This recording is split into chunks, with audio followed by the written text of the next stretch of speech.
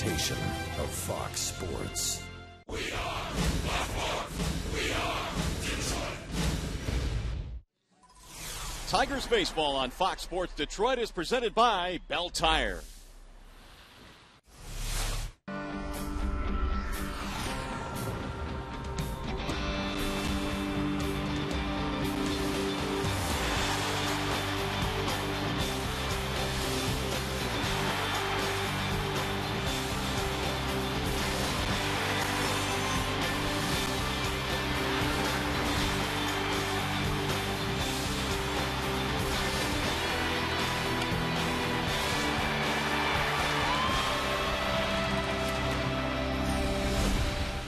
It is a homecoming of sorts this weekend here at Comerica Park. Kirk Gibson hit one of the biggest home runs in World Series history for the Tigers. Meanwhile, Alan Trammell, he was only the MVP of the '84 World Series. Flash forward to today, and they come in Arizona Diamondback colors as Kirk Gibson leads the Diamondbacks into play tonight with his bench coach, Alan Trammell. It is an absolutely gorgeous night for baseball here in the Motor City. Glad to have you with us as the Tigers take on the Diamondbacks in Game 1 in this three-game series. Hi again, everyone. Welcome to Tigers Baseball. Mario and Pemba, glad to have you with us tonight. D-backs in town for Game 1 in this three-game set. Rod Allen will join us in a moment. And, you know, there's a lot happening this weekend here at the ballpark. Gibby and Tram are back. Sparky Anderson will have his number retired on Sunday. We kind of lose sight of the fact that these are two teams that are battling for first place in their respective divisions. The Arizona Diamondbacks come into play in first place in the National League West. A record of 42-34 under Kirk Gibson. They will hit, and they will hit with power. 4 players with at least 10 or more home runs. Now, the Tigers, one game back in the Central at 40-35 under Jim Leyland, and this is a team that has really taken off in the month of June. They are batting .296 in June. Only the Boston Red Sox have a better average in the American League. So we're glad to have you with us here tonight. Tigers and D-backs getting set for Game 1 in this Interleague Series. In the meantime, we go back to the Coliseum studio now. Here's Mickey York.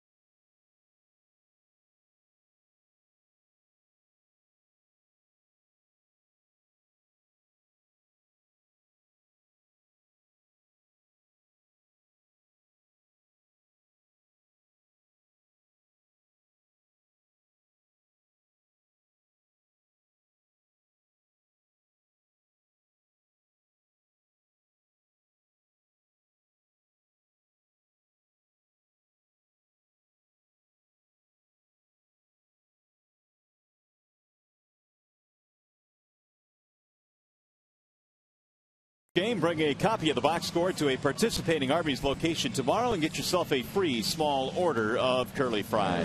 Just moments ago here at Comerica Park, former Tiger Kirk Gibson, now the manager of the Arizona Diamondbacks, emerged from their dugout. Handshake with Jim Leyland. They exchanged the lineup cards, and Gibby is back in town along with Alan Trammell. And here is the starting lineup tonight for the Diamondbacks, presented by the Metro Detroit Chevy dealers. It'll be Roberts, Johnson, and Upton at the top. Chris Young having a dynamite season. He's in center field. Stephen Drew, the shortstop. Xavier Nady is at first base. In the bottom three, Willie Mo, Henry Blanco, and Willie Bloomquist. The scouting report on Tigers left-hander Phil Koch is presented tonight by Ace Hardware. Well, Koch just needs to get him a win here tonight against the Arizona Diamondbacks. It's been a while since Phil Koch has gotten a W. You have to go all the way back to the 14th of April, and if he's going to do so here tonight, he's going to have to mix in some of the off-speed pitches, because Kirk Gibson, very few left-handers against Koch, mostly right-handed batters, and Koch walked 7 his last time out. He'll have to make sure he throws a lot more strikes here today. So we are ready for baseball here tonight as Phil Koch steps on top of the hill. The Diamondbacks in town for the start of a 3-game weekend series here at the ballpark. And the first pitch of the ball game is outside to Ryan Roberts. Leading it off for the D-backs, Roberts, Johnson, and then Upton. It is 70 degrees at game time. The 1-0 is down low, 2 balls, no strikes. Roberts batting .258. He's hit safely in 6 of his last 8. He has hit with power as well this year. 10 home runs. And Koch delivers a strike on the outer edge. 2-1 on Roberts. Phil in search of that second win of the season. His only win this year was on April the 14th against the Athletics. There's a strike, and the count evens now 2-2. Cloudy, overcast night at the ballpark tonight, but still very pleasant. As we mentioned, 70 degrees. Alex Avila behind the dish this evening. Here's the 2-2 to the shortstop on a soft line, and Roberts is out of there. Let's take a look at the remainder of the Tigers defensively. It's always presented by Beaumont Health System. In the outfield, you've got Wells, you've got Jackson, you've got Ordonez. Peralta, he has a .988 fielding percentage at that shortstop position, and he's trying to make his first All-Star team.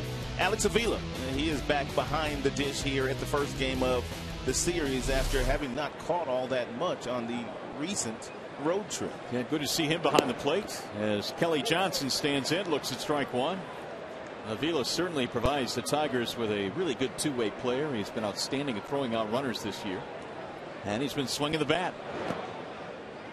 Only a couple of left-handed bats in the lineup tonight against Phil Koch.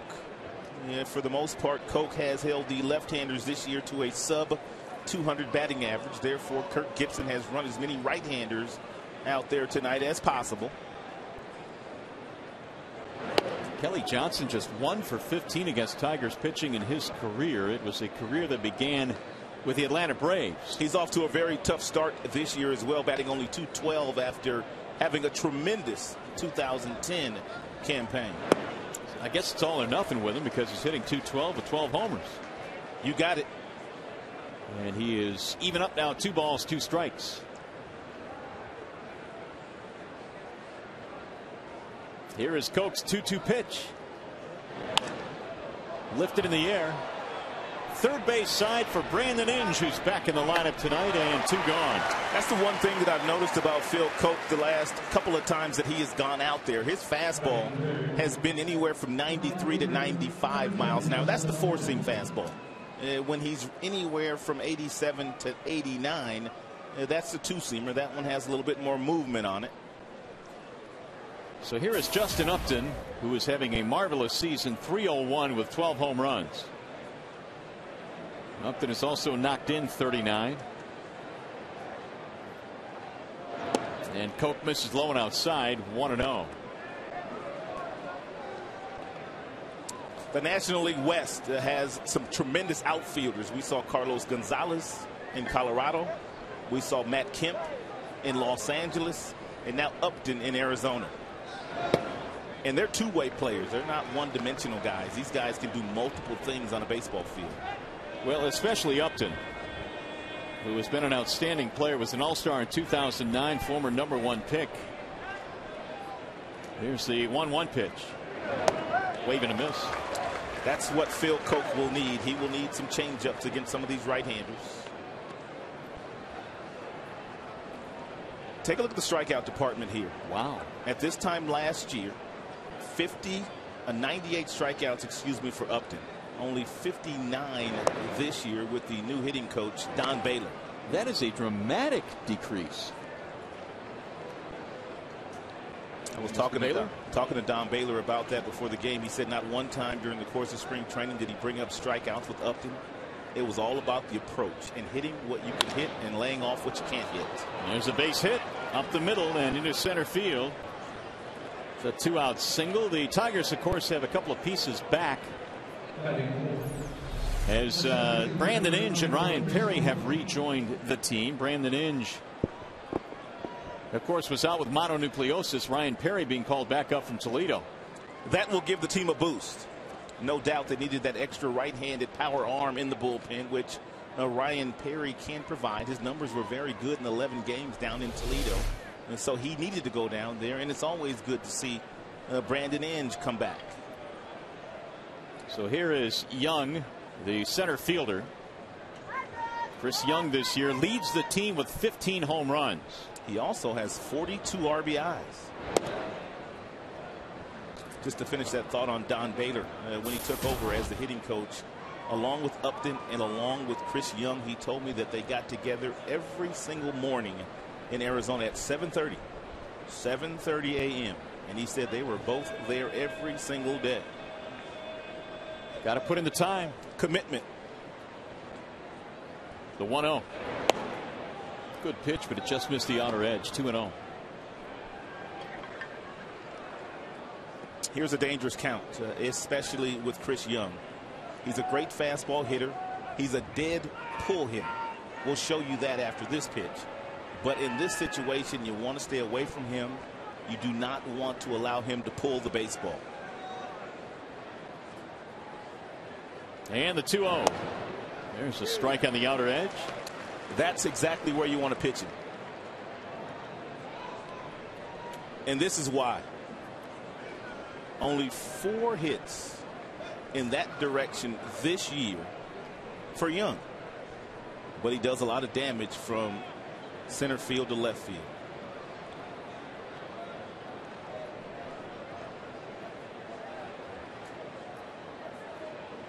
I don't think I've seen anybody with a spray chart that's that heavily shaded in one direction. Absolutely not. I mean, that kind of stunned me. Only 4 hits this deep into the season for a guy that has put up some really good numbers this year. Only 4 the other way. That is the epitome of dead pull. Here's Koch's 2-1. Way outside. 3-1 now on Chris Young. I think that's exactly what Koch knows about Chris Young, and therefore every single pitch he's thrown him has been pretty much outside. Only Prince Fielder in the National League has more extra base hits this year. So look at Stephen Drew waiting on deck.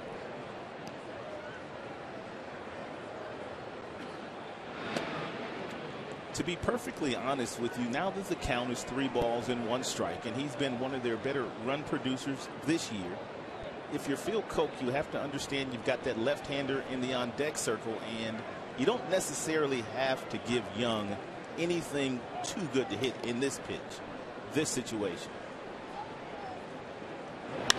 And it's drilled toward left field, on the move as well, still going back to the warning track.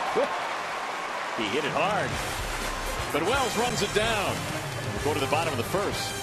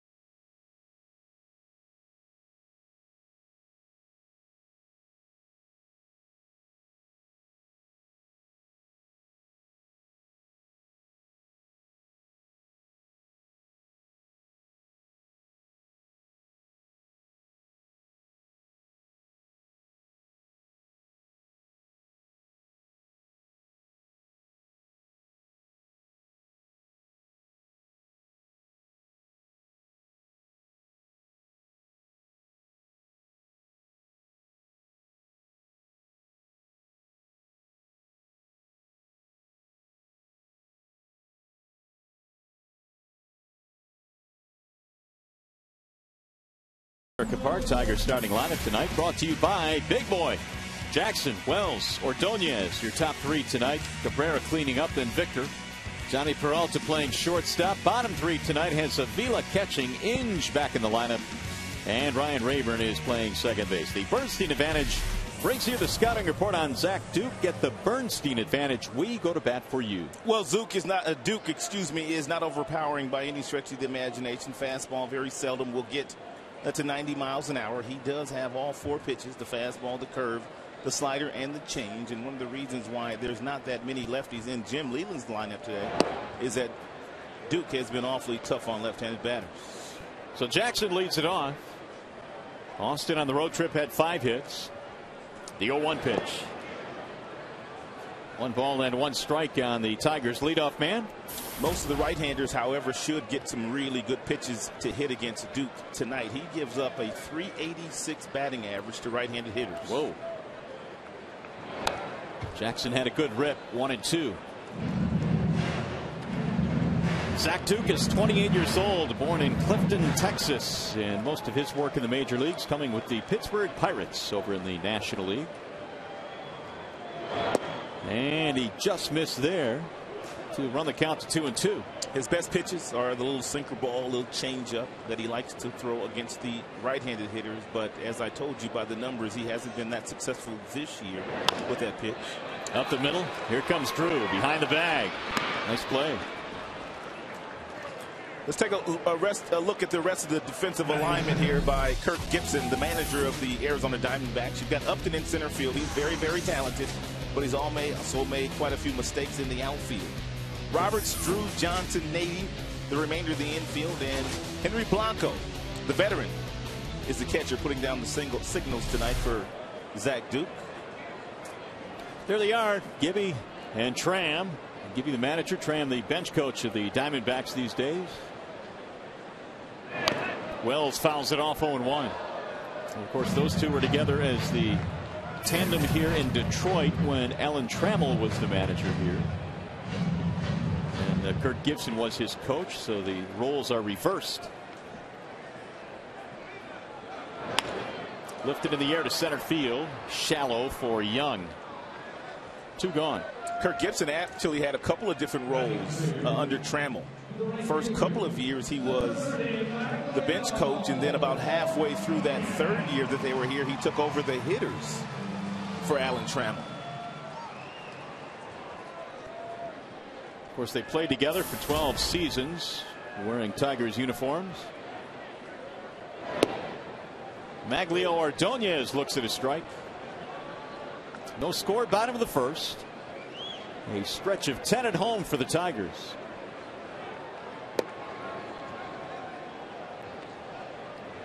One ball and 1 strike. Ordonez hitting .176. The 1-1.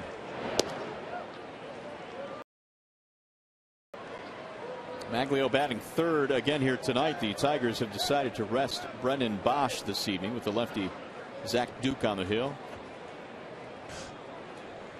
Here's the 2-1. 3-1. Cabrera would be next if Duke loses Ordonez.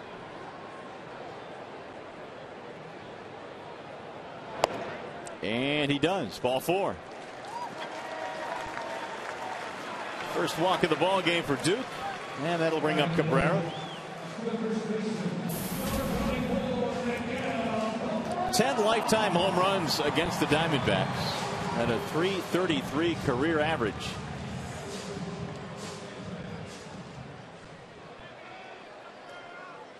Cabrera had himself a pretty good road trip, was 8 for 19.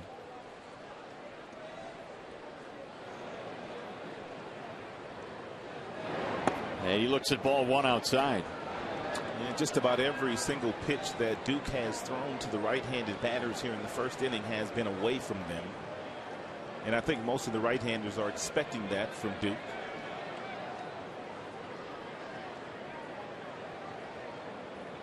Going inside. And it's lined to left. That's why he stays away. Bloomquist is playing him almost on the warning track. Maglio coming to 3rd. He's in there sliding. And And the Tigers have something going now with runners at the corners and 2 outs. That's why if you're Henry Blanco and you're the catcher and you call for the fastball inside, you have to make sure that Duke gets the ball in there and he's not afraid to do so. And that ball kind of leaped back over the plate for Cabrera, and this is where Cabrera does his best work.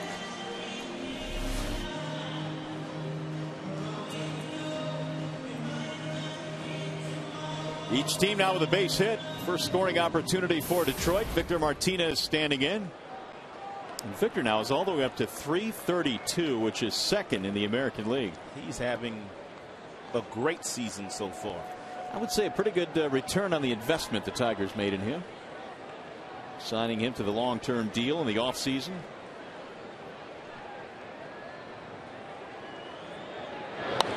And he has really been money in these situations. Martinez has been a good RBI man. And here's some proof. 422 with runners on. You can arguably say that the only other offensive player in this league, the American League, that has had more of an impact on their team the first 2.5 months of the season is that guy in Boston, Adrian Gonzalez. He's had a phenomenal year. The 0-1.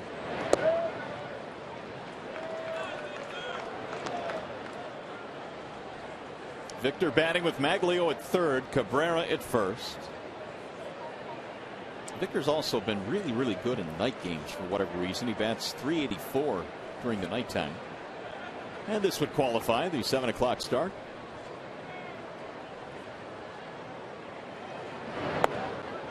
Low and away, 2-1.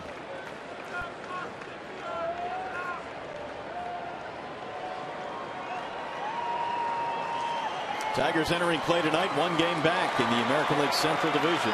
Trying to get a win for Phil Cope, who on many occasions this year has pitched well enough to get a victory. They got to get him some runs.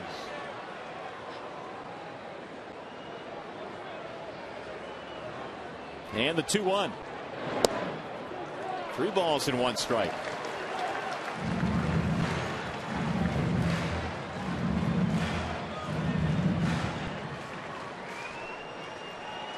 Johnny Peralta waiting on deck.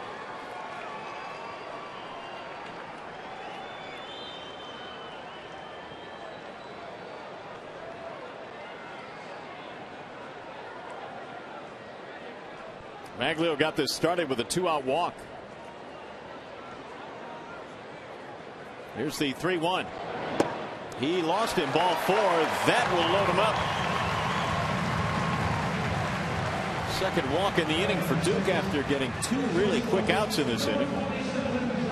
Now it's going to bring up Johnny Peralta, who already has 1 grand slam this year, and that was hit on the last road trip in Colorado. And Johnny Peralta has pretty much done his best work for the Tigers this year too, with runners in scoring position and 2 outs. For whatever reason, he just concentrates a little bit more, and he's been very successful.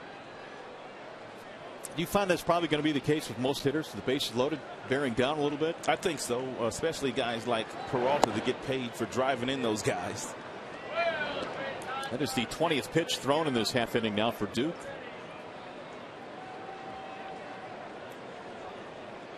There's those 2-out RBI numbers for Peralta this year. Pretty impressive. 313. The 0-1.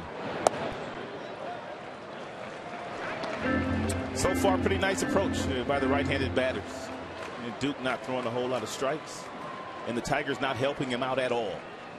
He's thrown a total of 21 pitches. Only 9 have hit the strike zone. Well, he certainly can't continue on that pace as he misses again. And it's going to bring the catcher Blanco out to the mound. This was looking like an easy inning for Duke. He got the ground ball from Jackson, a quick out from Wells. And he started nibbling a little bit on Ordonez and lost him. And then the career 300 hitters that came to the plate. Maglio, obviously right now, his numbers are down. But when you look at his body of work in the major leagues, he is still a career 300 hitter, as is Cabrera and Victor Martinez. That would be tough on anybody. The 2-1 is fouled back out of play. 2 balls and 2 strikes. Had a shot at Charles Nagy, their pitching coach, just moments ago. And Alan Trammell and Nagy and Baylor and Matt Williams. This is a pretty good coaching staff that Gibson has assembled. Eric Young as well. Glenn Sherlock, their longtime bench coach. Good baseball man as well. 2-2 on Peralta. And he pulls that one foul.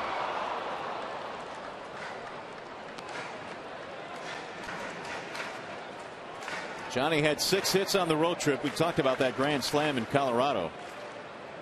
And a total of 40 RBIs. Cabrera leads the team with 50 driven in.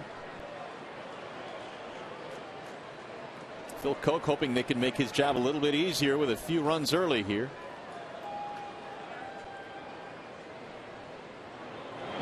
Swung on, driven in the air. Left field, hit well. That ball is up, and it's off the top of the wall.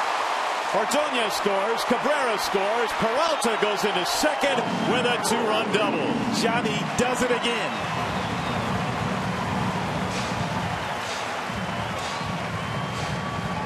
And it almost got out for another grand slam.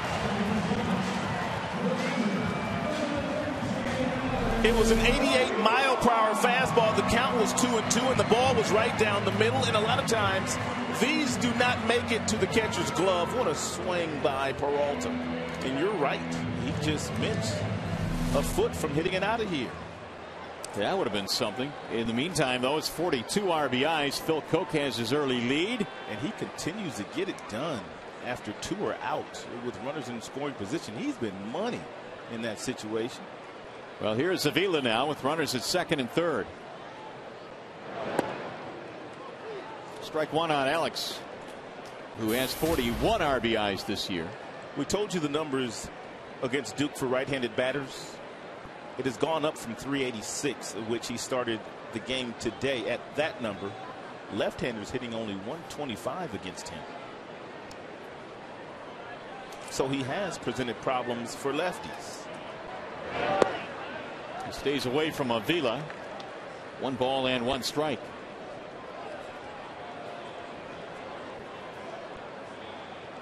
Duke was an all-star in 09 when he won 11 games. It was with the Pittsburgh Pirates, parts of 6 years with the Pirates.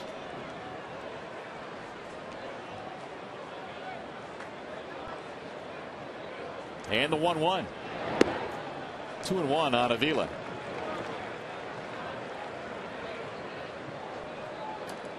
Avila got rid of the goatee. It'll be back tomorrow. He might be back by the 7th inning. Duke needed just 7 pitches to retire the first 2 batters, but it's been a fist fight for him since. A walk, a single, a walk, and a 2-run double. He's going to run the count to 3-1. Just about every hitter that has gone to the plate in this inning has hit in a pretty good count. Alex now staring at a 3-ball, 1-strike count. Brandon Inge waiting on deck, and this will be the 30th pitch of the inning for Zach Duke.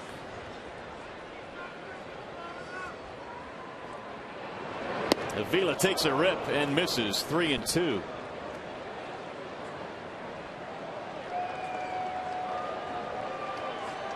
"16 have missed the strike zone, 14 have hit the strike zone."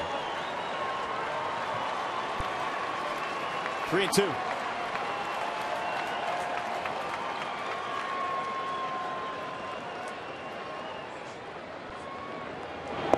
And he struck him out looking. Avila thought he had ball 4, but Duke gets his first strikeout in a big spot. Tigers get a pair, though.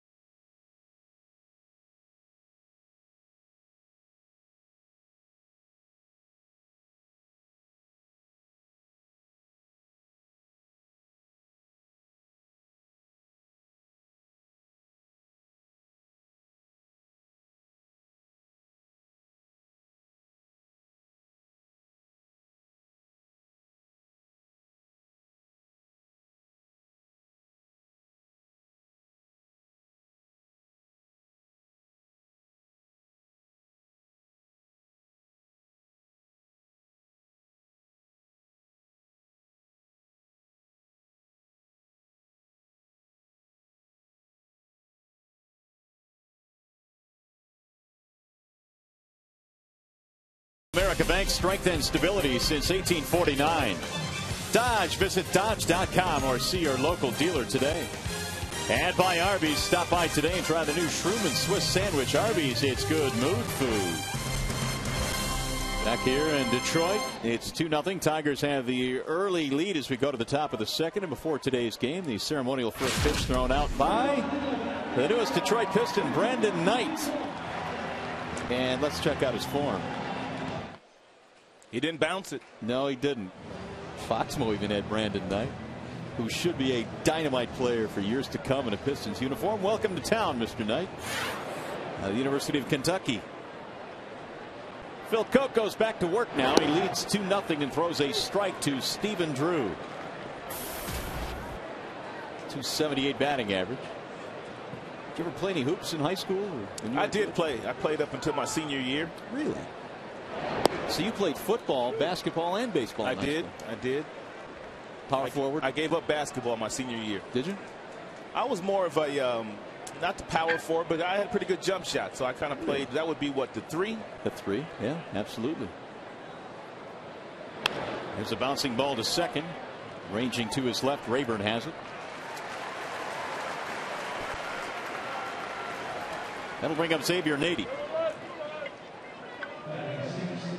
Koch gave up a single with 2 outs in the first, but no damage. Here is Nady batting .260. Nady's been around a while. He's played with a few different teams, including San Diego, the Mets, the Yankees, and the Pirates. And he's also had a stop with the Cubs. Kevin Towers, their new general manager, he knows Nady from their San Diego Padre days, and that's the reason why Nady is wearing an Arizona Diamondbacks these days. The 0-1. Bouncing ball back up the middle. Here comes Peralta. Nady is out, 2 away. Told you about Johnny's fielding percentage before the game. He has been tremendous at shortstop. Just about everything that touches his glove, he catches. He's been smooth out there. Better than I thought he would be. Well, I would agree with that. And when you combine what he has done offensively with the defensive steadiness out there at short, what a player. And what a signing it has been for the Tigers to bring him back. Here is Willie Mo Pena. He's got some power. Real power. Look at that bat. Look how big that bat looks. He's a big man. But look at how long that bat looks in Willie Mo Pena's hands. Big swing, 1-1. Here's how much power Pena has. At AAA this year, he had hit 21 home runs at the time of his call-up, which was just a few days ago. The 1-1 pitch.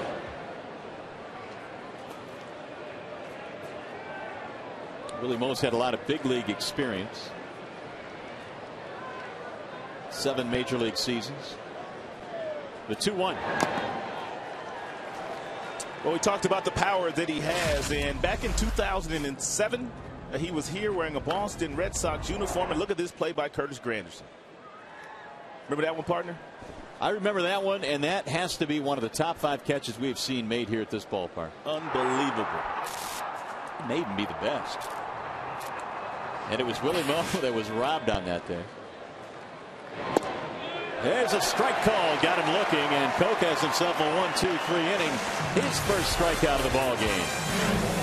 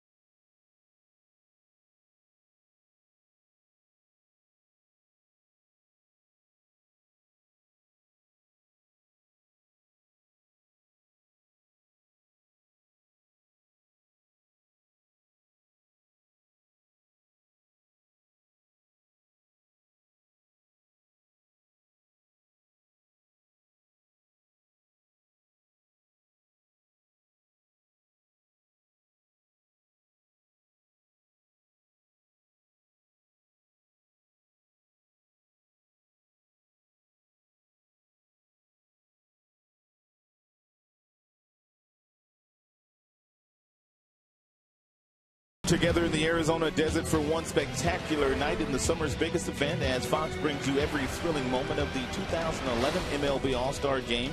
Coverage begins Tuesday, July 12th, live from Phoenix at 8 p.m. Eastern on your local Fox station. Here come the Tigers now as we go to the bottom of the second. They have a 2-0 lead. Zach Duke threw 31 pitches in that first inning. The odd thing is he went strike one on 6 of the 7 hitters that he faced. Inge getting his first at bat in a while. He's been on the disabled list with mononucleosis. He started nibbling after that because every single Tiger ended up in a 2-1 count, 3-1 count. Yeah, that was when Maglio came to the plate. He drew the walk. Bouncing ball to third, deep behind the bag. Roberts has it. Pulls him off the bag, and they got him anyway. And stretched down there by Nady. Roberts had more time than I think he thought he did. He just kind of flipped it over there and almost cost him in the air.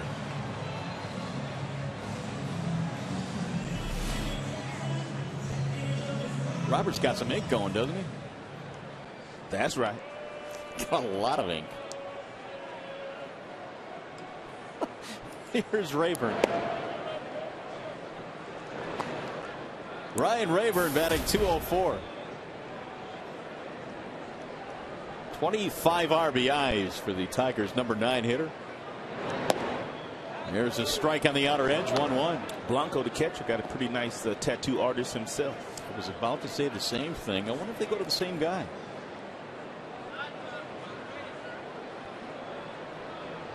The 1-1. Henry Blanco, one of those veteran catchers. You know, when he gets down to put the signs down for his pitcher, he looks up at the hitter to make sure the hitter is not trying to look down to see where he is. Take a peek at him. He's looking at the hitter's eyes to make sure the hitter's not cheating. Fouled away. It's hard to cheat these days with all the cameras. Yep. But back in the day, you could take a peek out of your eye if you were a right-handed batter, and if you didn't see the shadow of the catcher on day games, if you didn't see the shadow of the catcher, then you knew he was inside. And then obviously if you looked down there and you could see him out of the corner of the eye, you knew where he was. You can't do that anymore, though. Bounce to the shortstop, Drew, and there are 2 gone. What if he got caught doing that? Well, you'll get drilled. As simple as that, huh? You'll get drilled. You know? So Austin Jackson will step up there. And once again, Duke retires the first 2 batters in the inning. You got Austin to bounce out back in the first.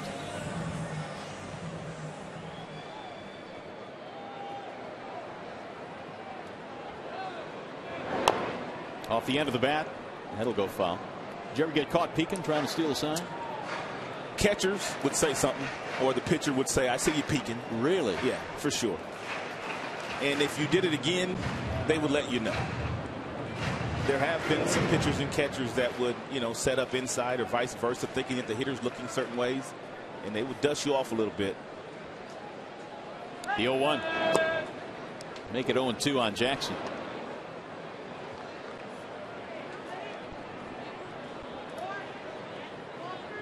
Duke working quickly. The 0-2 is high. 1 ball and 2 strikes. Tigers took a 2-0 lead in the first on the bases loaded double by Johnny Peralta. Missed it outside, 2-2.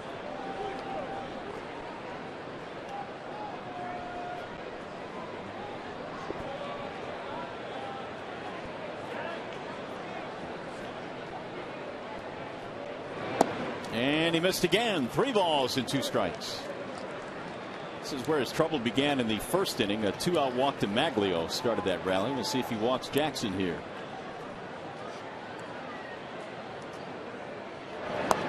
Got him.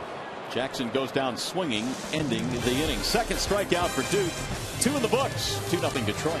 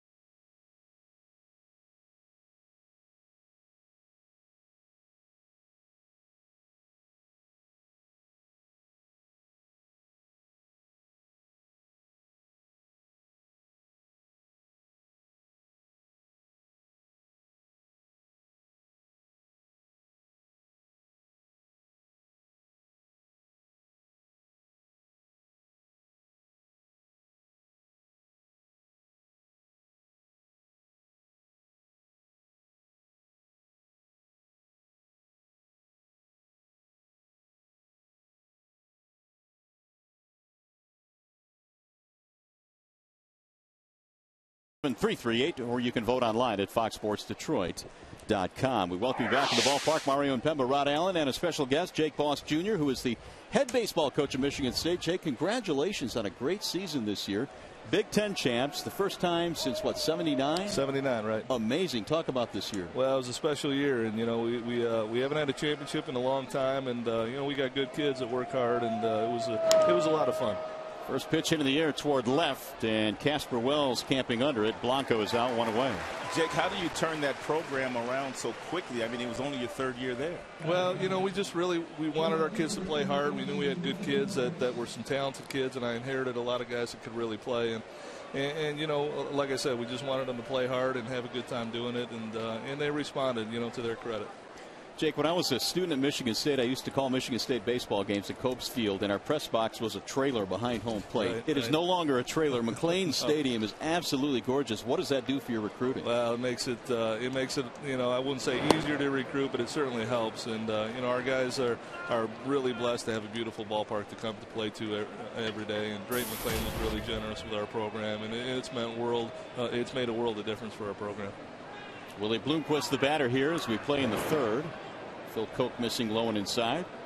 Chatting with Jake Boss Jr., the head coach at Michigan State University. And you had a couple of your incoming freshmen actually drafted in the amateur draft this year, correct? And a couple of your regulars. We did. We had 3 of our seniors drafted off of our club, and then 4 of our incoming recruits drafted. And let me say also, congratulations to you guys. Your sons were both drafted, I understand, and that's outstanding. Thank you very much.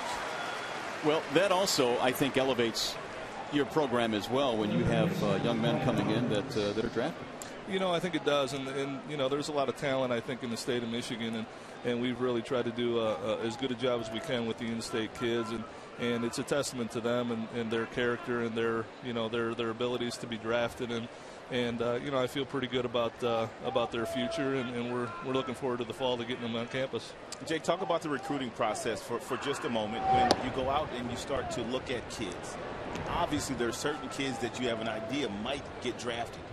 How do you plan for those types of situations? Well, you got to do a lot of homework, and you got to do your research, you know. And if there's a kid that could be drafted extremely high, and you know, he gives you indications that he really wants to go out and play pro ball right away, then you know, then sometimes, especially in the North and in the Big Ten, we may have to back off of a kid like that. But you know, you really have to be thorough and do your research on these guys. There's a bouncing ball to short, and Roberts is out of there. Jake, we appreciate you stepping up. Congratulations again on the Big Ten title, and continued success to you. Thanks, guys. Appreciate you having me. Good to see you. Jake Boss Jr., the head baseball coach at Michigan State. Phil Koch cruising along in this one.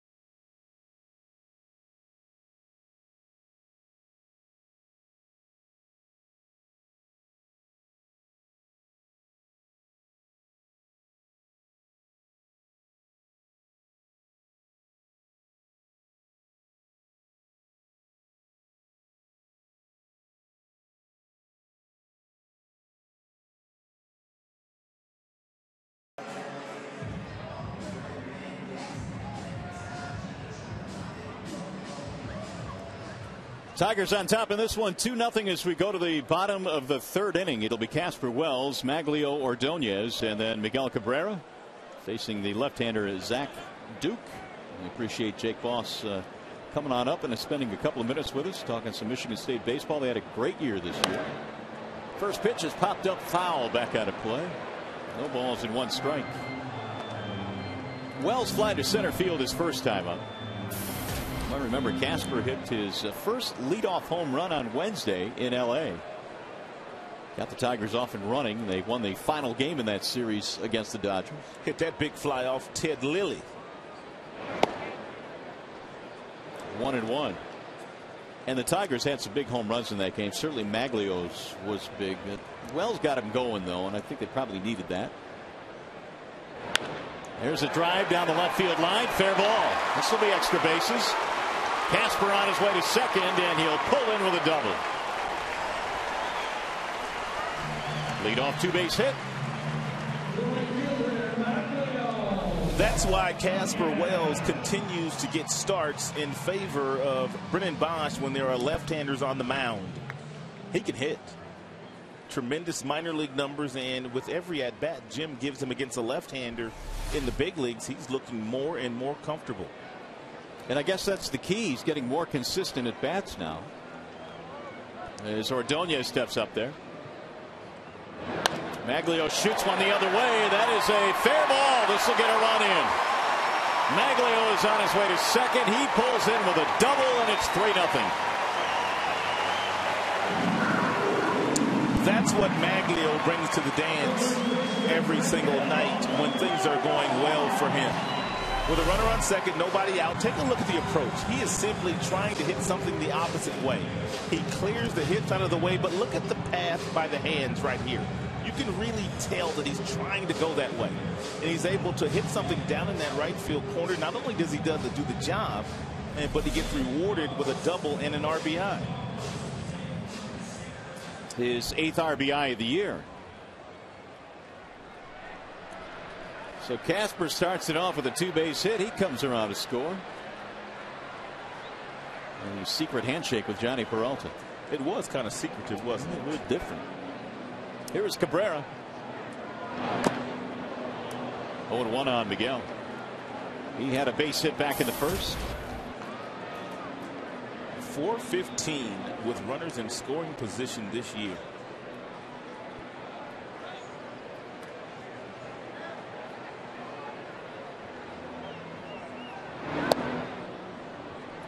One ball, 1 strike. Here's the secret code handshake again.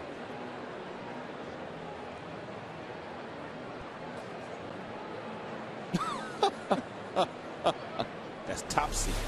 Now, they must have some choreographer that comes through the clubhouse to line some of these handshakes up, because there are a ton of different ones.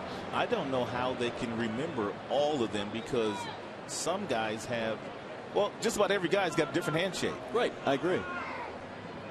And if you run into a certain guy, it's this handshake. If you run into a different teammate, it's that handshake. Pretty good. I don't know that Verlander has one. He just goes out and dominates people. Must see TV tomorrow night. The 2-1. 3-1 on Cabrera. Even though the count is in Cabrera's favor right here, Jim probably is not asking Cabrera to try to get Maglio to third base. He wants him to drive Maglio in, but Cabrera has the ability to drive the ball to right field to get himself a base hit, double, and drive him in while in the process. Walked him instead, and so the first 3 Tigers reach. Let's go to the studio now. Time for a game break. Here's Mickey York.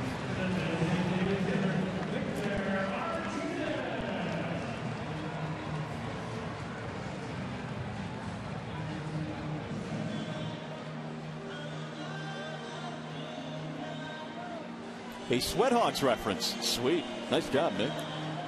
Here it is, 3-0. As we play in the bottom of the third. Victor Martinez coming up there again with some men on base. Couple of doubles and a walk, creating Zach Duke here in the third.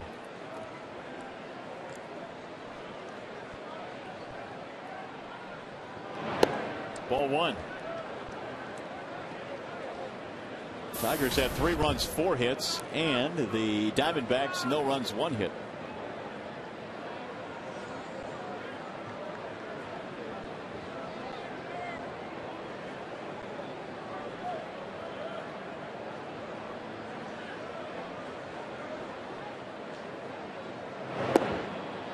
Ball 2, and again this means Blanco, the catcher, goes out to the mound for another visit. Danger time here when you start falling behind Martinez. Victor in that first inning drew a base on balls, and Nagy getting on the phone now as they alert the bullpen. We need somebody to warm up.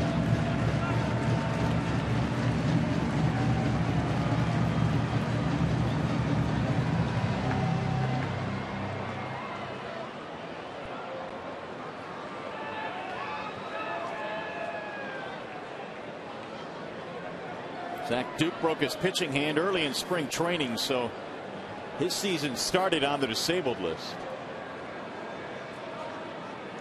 Here's the 2-0. He's swinging it. He fouls it back out of play. 2-1 on Victor Martinez. There is action now in the bullpen for the Diamondbacks. Brian Shaw, the right-hander, quickly warming up. He's not wasting any time.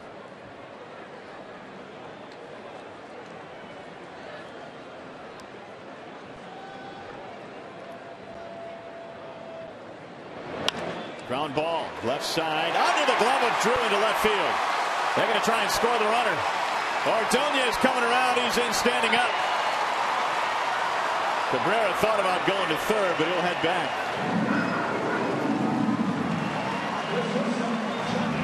4-0 Detroit. It looked like Stephen Drew at shortstop did not want to leave his feet because he still wanted to give himself the option of possibly turning 2 here. But if he leaves his feet, it's probably a base hit for Victor, but the ball stays in the infield. Got caught in between here as far as diving, trying to throw the ball at the same time as the ball hit his glove, therefore didn't make that play. But no doubt he could have kept that ball in the infield.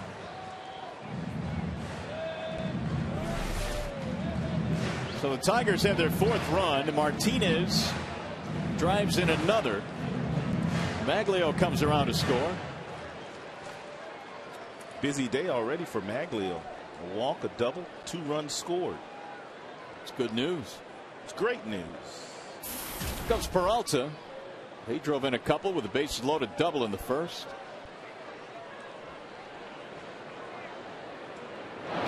Ball 1. This Tigers offense, one of the best offenses in the American League, batting average wise. And they are right up there with the Boston Red Sox. And today they've had some really good plate appearances against Duke. Very few of them have left the strike zone.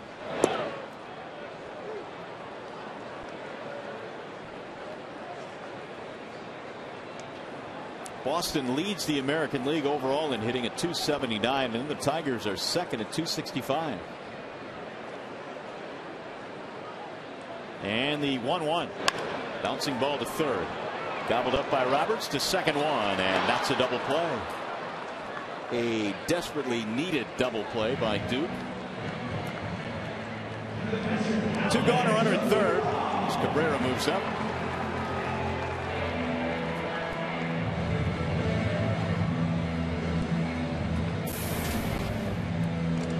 That'll break up Avila. Again, he's up there with 2 outs and a man in scoring position. Duke struck him out back in the first.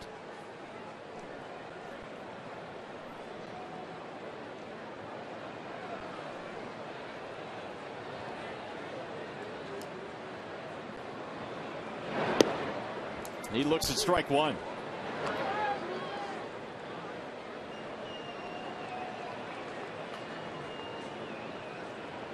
Duke already now has thrown 62 pitches in this contest, and we're not through the 3rd inning yet.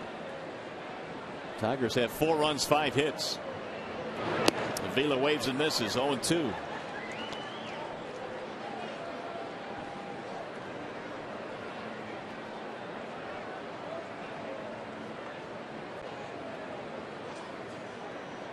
Cabrera down at third base.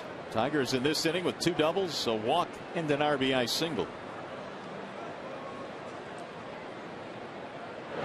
Swing and a miss, and Avila goes down again for the second time. Duke has his second strikeout of the game. 4-0.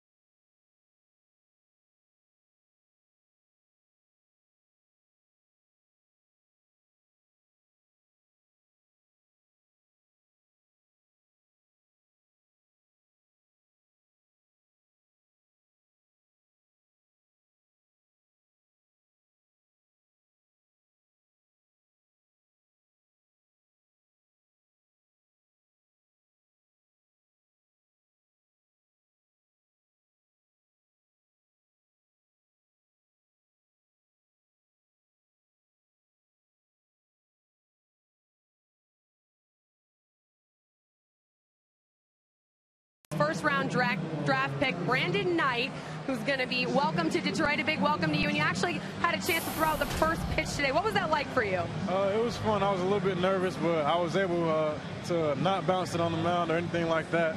So it turned out pretty good. And you channeled your inner T-ball, as I understand. You haven't played since then. Yeah, I haven't played since T-ball, and I was like 7 years old, so I was definitely kind of nervous for it. Not too bad. We don't need your baseball skills. We need your basketball skills in Detroit. So we just wanted to say welcome. We also have the other first-round draft picks here, too, as well. You guys have got Kyle Singler is here, as well as Vernon Macklin, and we are so excited to welcome them to the Motor City. I'll send it back to you. All right, Shannon, thank you, and definitely welcome to all of the Pistons draft picks. I tell you what, Brandon Knight's going to be fun to watch. I saw him play at Kentucky last year quite a bit, and he's a good one. I know Jim Leland was talking about him this afternoon in his office when he met with the reporters, and he was raving about the talent and the skill set that young Mr. Knight has. Well, here it is 4-0 in favor of Detroit as we go to the 4th inning. How about Shannon hanging on the sweets tonight? Yeah, she's with the big rollers. Wow. It's a nice place to be. Tigers have 5 hits, only 1 for the D-backs. 1 ball, 1 strike on Kelly Johnson. He's batting here in the 4th. Johnson, Upton, and Young. And so far, Phil Koch looks outstanding. The majority of the pitches that he has thrown have been strikes, locating the fastball well at 94 miles an hour. Real good breaking ball for the most part. That one he overthrew, which meant it stayed up and in against Johnson. Phil's got a clean look these days. He shaved, cut his hair. Almost didn't recognize him on the plane on the way back home last night. Trying to change his luck, I suppose. Phil in his last start walked 7 in that start against Colorado, and he went 5 innings, allowing 4 runs. Actually, it was a couple of days ago when we came back from the West Coast. Days tend to run together. 3-1 pitch. Big swing, 3-2 on Johnson. Yeah, we had the off day yesterday. What'd you do? We did. Slept. I did. Yeah, there's nothing better than sleep on an off day. I just chilled. 3-2 pitch. It's high. He walked him. So the leadoff man is on. And it's time now for the AT&T trivia question. Speaking of the draft, what NFL team drafted Kirk Gibson in 1978? I don't know if a lot of you know this, but he was drafted by an NFL team. Can you name that team? 78 was the year. He played baseball in his early days like he was still playing football. He was something else. And Jim Leland talks about it all the time, and how as the years went by, he refined his game a little bit, but he never really gave up that intensity. No, he did not. A big rip by Upton. That's part of what made Kirk who he is. That fire.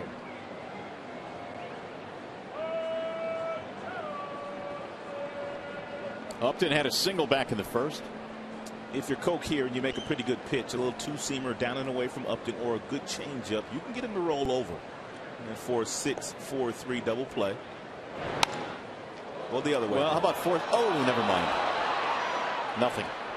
Both runners are safe. Ball hit hard right at the second baseman, Raver.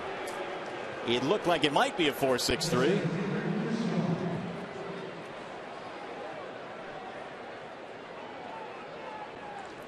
It ate him up. That much is for sure. Drilled. Raven did everything. He got in front of it. The ball just kind of crawled right up and hit him right in the chest or stomach, and he couldn't find it.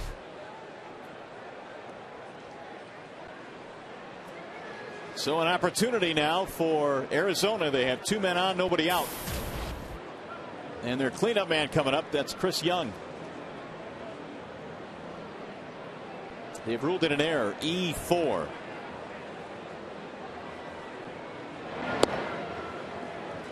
Strike called on Young. It's the first error of the game for either team. Coke needs to maintain his composure and just simply pitch around that error. Don't let it get you down. Just throw another ground ball, really. That's what your mentality has to be right now as a starting pitcher.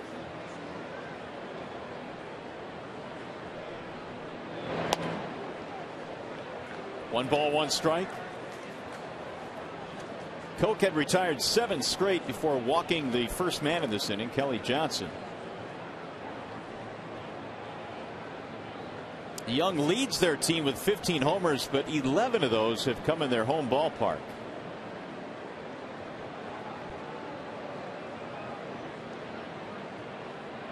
And the 1-1.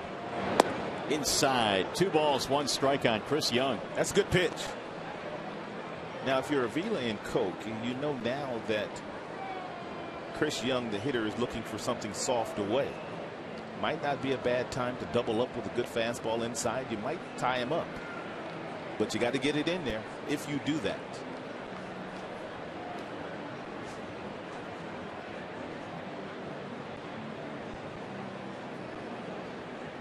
Nope, going away. Popped up. Heading back to the seats and out of play. Back into the camera well. And then amongst them. 2-2 on Young.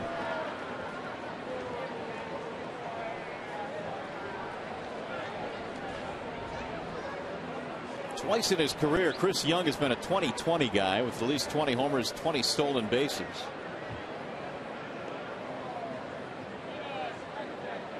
A couple of years ago, he hit as many as 32 home runs. That was back in the 07 season.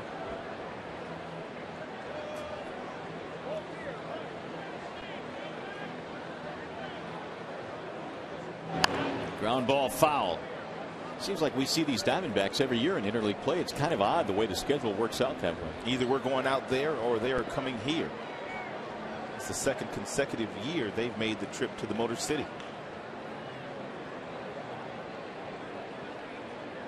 Willie Mo Pena. He was playing independent ball last year.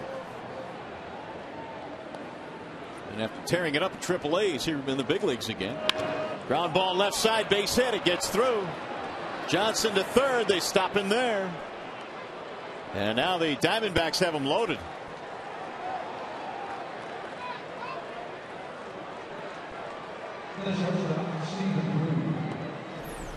Well, the Diamondbacks on the road since May the 14th have been awfully good. Well, that's how they've gotten into first place. The season did not start all that well for Kirk Gibson's bunch, playing away from Chase Field, but lately they have not been afraid to go on the road, and it just goes hand in hand with their pitching and some timely hitting. They started 5-13 on the road this year and are 15-14 since mid-May. So Kirk Gibson has them playing.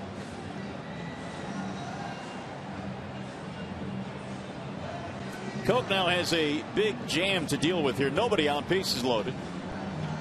The Tigers have given him a 4-0 lead. Stephen Drew will bat.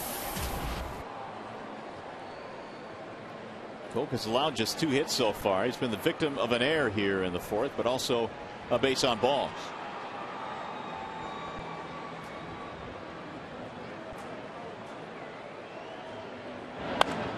High fly ball, right field. Maglio sizing it up. Johnson tagging at third. And the throw will come back in toward third base. Not in time. Run scores. It's 4-1. And they give Drew an RBI with the sacrifice fly.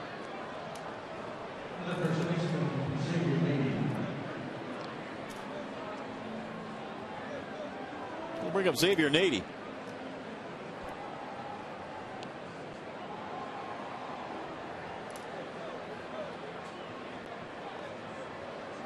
First RBI of the year for Drew.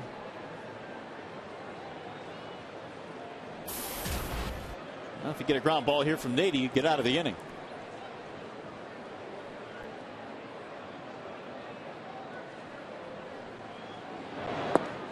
There's ball 1. Nady hit a ground ball to the shortstop Peralta his first time up.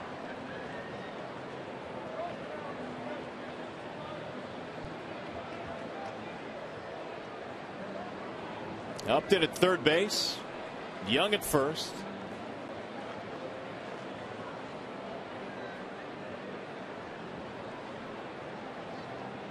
The 1-0. Ground ball back up the middle, but it's through into center field. They'll score another run. And it's now a 4-2 ball game. Upton comes in to score. So Koch has gotten himself some ground balls in this inning, but they've either been mishandled or they have found a hole. Ball hit very hard off the bat of Nady. A couple of steps and a dive by Peralta, but not able to slow it down nor knock it down. So the Tiger lead has been cut in half now. 4-2 ball game. That's the 3rd hit of the contest for the Diamondbacks. And here is Willie Mo. He struck out his first time up. Wave and a miss. 0-1.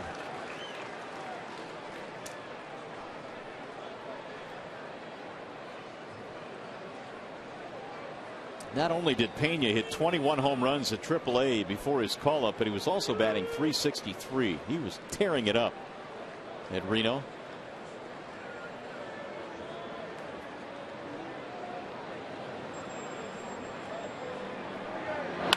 Right back up the middle and through the legs into center field. That'll get another run in. It's an RBI single for Pena, and now we have a 4-3 ball game. They have had a pretty good approach in this inning against Phil Koch. Now it's up to Koch to maybe change up a little bit. Just about every hitter that has gone to the plate has had the approach to drive the ball right back through the center of the diamond, and that one literally went right through the legs of Phil Koch.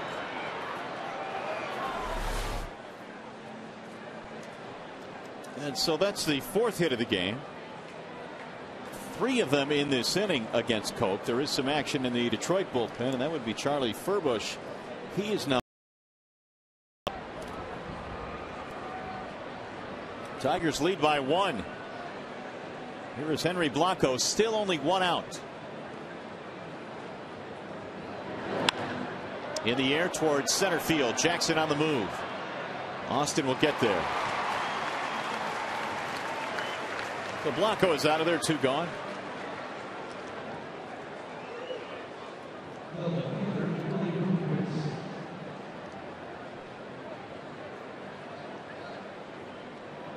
Here's the number 9 hitter, Willie Bloomquist. 8 men coming to the plate here in the 4th inning for the Diamondbacks.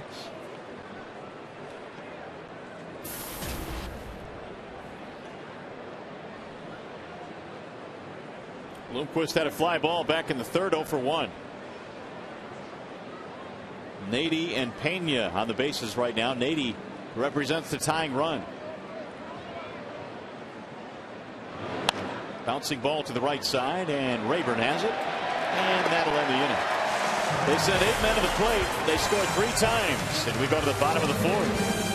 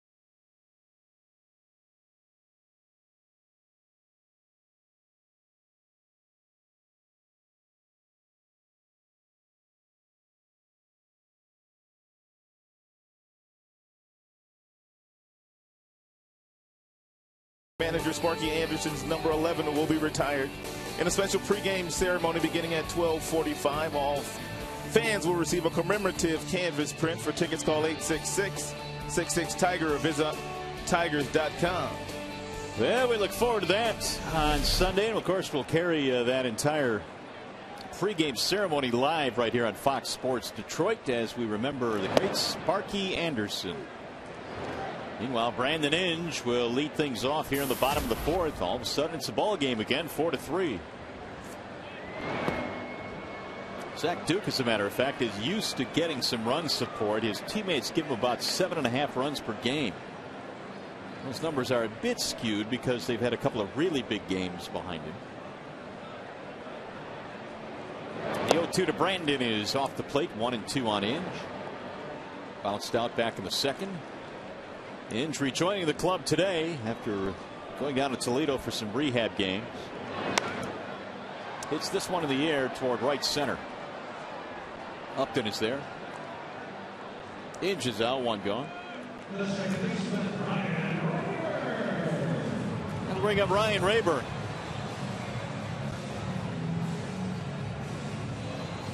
Oh for 1 with a ground out.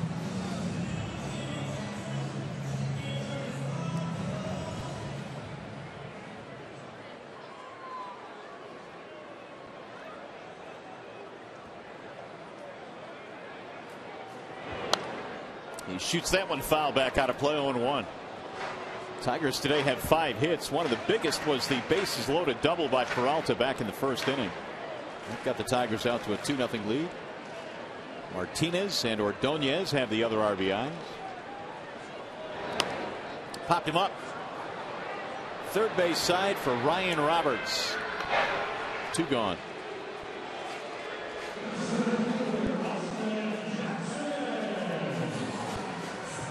Boy, that 1st inning is really the only inning in which Duke has struggled mightily, although that 3rd frame he gave up a couple of runs as well. But he got a double play ball which helped himself out. Here's Jackson. He works at a much different pace with nobody on base, that's for sure. Much more crisp. Driven towards center field. Young on the run, not going to get there. Jackson on his way to second. Ball is misplayed. Here comes Austin to third. And he's in there sliding safely. Well, Jackson read that one nicely because as soon as it was muffed, he was off to the races. Chris Young in the outfield is a tremendous center fielder. He took the right route to get to this ball that Jackson got on a breaking ball. And it looked like he was going to get there, but he overran the baseball, and the ball got past him. And I'm not sure whether they will give Jackson a double or whether they will give him a triple. Chris Young simply overran that baseball. Apparently it's a triple, which Austin has quite a few of. I believe 6 now this year. Here's Wells trying to drive in a 2-out run. Rolls that one foul. No balls in 1 strike. Casper this year with men in scoring position hits .261. He got it started back in the 3rd with the leadoff double and then scored on the Ordonez 2-base hit. 0-2.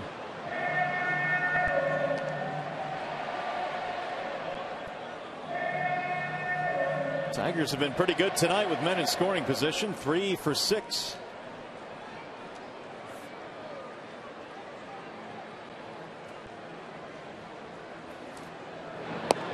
Ball high, 1-2.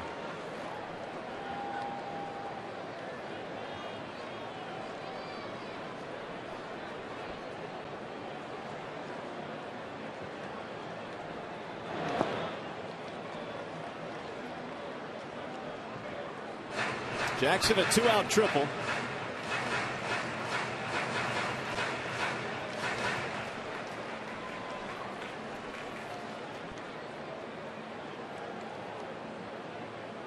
The 6 3-base hits, by the way, now ties him for the league lead with Curtis Granderson and Peter Borges.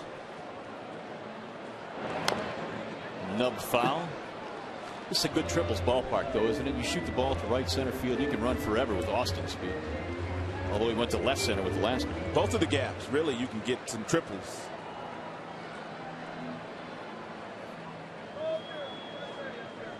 Two and 2. Now 3-2. We've also seen some triples down in the lines here at the ballpark because the corner outfielders like to bunch those 2 gaps in left center field and right center field, and every now and then a guy with speed will go down the lines and get a triple here at Comerica Park.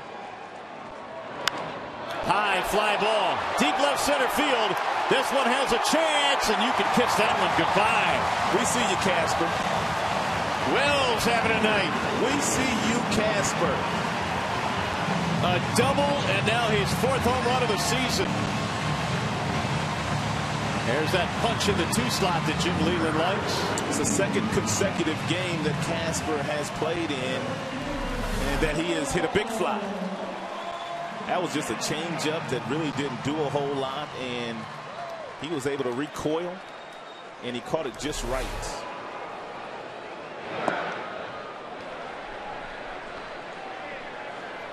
So the Tigers have rebuilt their lead. It's now 6-3. Should be some secret handshakes down there. The 1-0. Fouled back out of play. 1-1 on Maglio.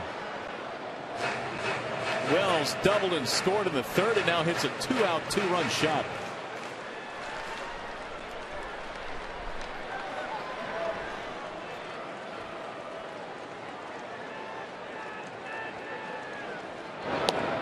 Ball outside.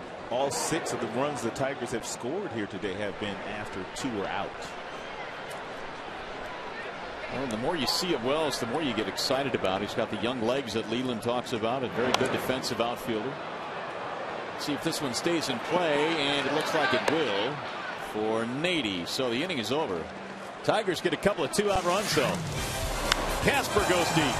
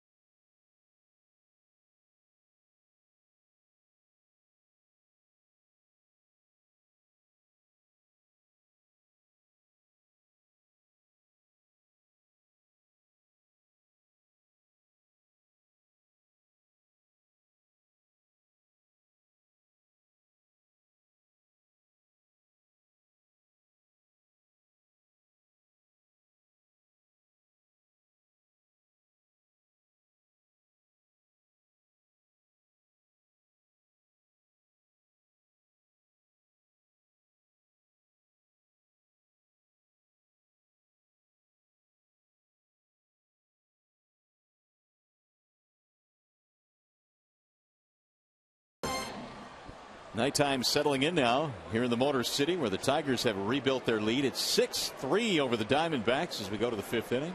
Check something I said last half inning. The Tigers have scored 4 of their 6 runs tonight after 2 are out. Back in the first they did it, and then they did it in the 4th. The 2 runs they scored in the 3rd, those 2 reached first couple of batters. There's a drive to the shortstop Peralta. 1 pitch, and Roberts is out. Well, it's up to Koch now. Duke was unable to hold the Tigers down after his teammates got him some runs. Now we'll see if Koch can do the same or differently and hold the D-backs down. Kelly Johnson will step in now with 1 away. Walking to pop up.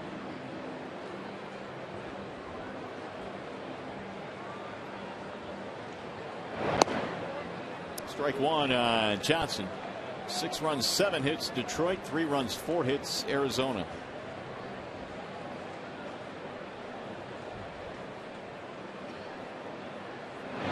Swing and a miss. 0-2.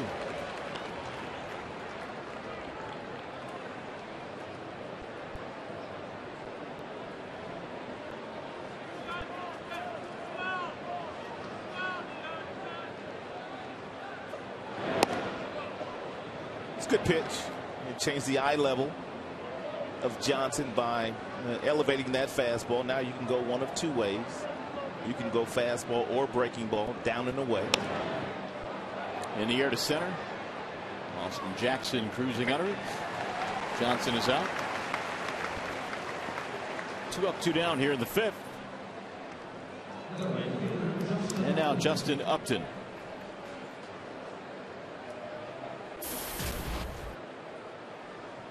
Well, would you consider the Diamondbacks a bigger surprise than the Indians? Or would they be about even? About even. Yeah. I would say they are about even. Upton the batter. He drives 1 to center. That's a base hit. And no disrespect to either team, but I think that the Diamondbacks, along with the Indians, both early in the year, benefited from some of the other teams in their respective divisions not necessarily playing all that well. Agreed. And you see the numbers in the National League West, 8 games over the 500 mark, the Diamondbacks. And in terms of the AL Central, the Indians starting to come back to the pack. Of course, they had a big lead, and the Tigers 1 game back. It's going to be a close race now. The Indians are not going to play as poorly as they did there for about a 25-game stretch where they allowed everybody else in the division to basically catch up. Well, we talked about this at the top of the telecast. This is a really critical stretch for them because they go on the road to National League parks without Travis Hafner. And when he's playing well, and he was playing well before he went on the DL, that team is a much more formidable club. But no DHs in National League parks, and Hafner, I don't believe, would play a position like first base, but that's a huge bat out of their lineup. He's had so many injuries the last couple of years. Manny Acta would probably be a little reluctant in trying to play him at first base. Cleveland tonight is in San Francisco. Swing and a miss. Speaking of San Francisco, did you happen to see any of that game that Lincecum pitched yesterday? I did. Wow. I did indeed. He gave up just a couple of hits, didn't he? Yeah, 12 strikeouts. Yeah. If their schedule stays as it is, we'll see him on that final Sunday before we go on the road. Runner goes with a big jump. Here comes a throw, and no chance for Avila. A huge jump for Upton. That is the 14th steal this year for Upton. He's only been caught 5 times. He goes as soon as Phil Koch picks up that right foot. And if he throws the ball to first base, obviously you're going to be out. But if he pitches, you're going to have yourself a steal. I was talking about it earlier. They got some really, really good outfielders in the National League West. We've seen 4 of them. This guy in the batter's box right now, the guy that just stole that base, Matt Kemp in Los Angeles, and Cargo in Colorado. I came away really impressed with Carlos Gonzalez. I came away really impressed with Matt Kemp. I mean, you don't see these guys play unless you watch them on TV. They've got mad skills. In person, physically, they seem really impressive. 3-2 on Chris Young. And he walked him. We have a talented center fielder in Austin Jackson, but he doesn't hit with the same kind of power as the other 4 guys that we've mentioned that we've seen in the National League West. Well, here comes Rick Knapp after getting 2 quick outs here in the 5th. Phil Koch has run into some bumps in the road. Single steal and a walk. Remember that AT&T trivia question? Here it is again. What NFL team drafted Kirk Gibson back in 1978? You remember? Here's the answer. That'd be the St. Louis Cardinals in the 7th round, who are now in Arizona, of course. They liked those fast receivers. There's Ryan Perry, who is back up from the minor leagues. He's warming up in the bullpen. I was talking to Ryan a little bit before the game today in the clubhouse, and he feels like he's made some corrections and down in the minor leagues that's going to allow him to have success the remainder of this year. Ball 1 to Stephen Drew. There's always that feeling that it's easier to make those corrections because there's less pressure pitching down in the minor leagues, as opposed to trying to getting it done up here. 2 on, 2 out. Drew hits a ground ball. Nice play by Cabrera, and Koch can't get there in time. Safe at first base. And Koch is stomping around right now. I don't know if Phil is upset with Mike Muccioli or if he's upset with himself that he didn't beat Drew to the bag. I think he's upset with himself because I think the runner was safe. Ooh. About as close as you can get. Yep, it sure was.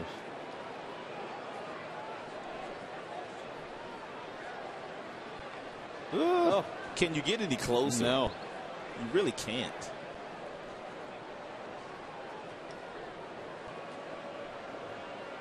So the bases are loaded. All of this going on with 2 outs. And a chance now for Xavier. And he drives one to right field, a base hit. 1 run in, maybe 2. Let's see. Here comes Ordonez. His throw to the plate, not in time. Nady has a 2-run single, and right back come the Diamondbacks. 3 RBI night for Xavier Nady. All of this with 2 outs, and that's going to be it for Phil Koch.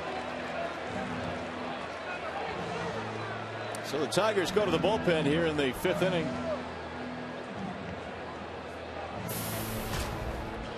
And it'll be a wall side windows pitching change. Koch departs. Tigers go to the pen.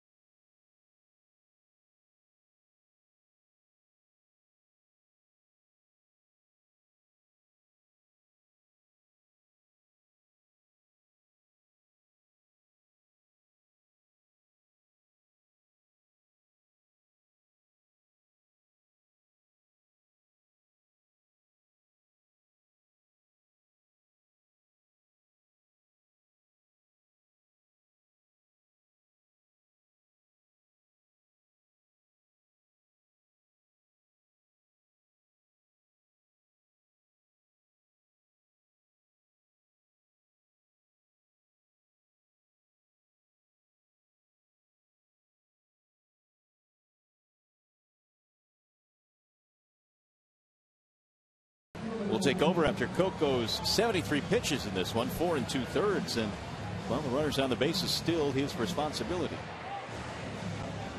Here is Perry, and here are his numbers with Toledo. And Rob, these are pretty good down there. Well, he got some much needed work down there. He said he got himself straightened out. He pitched in 11 games down there. The earned run average at 2.20, and he logged 16 in the third innings down there.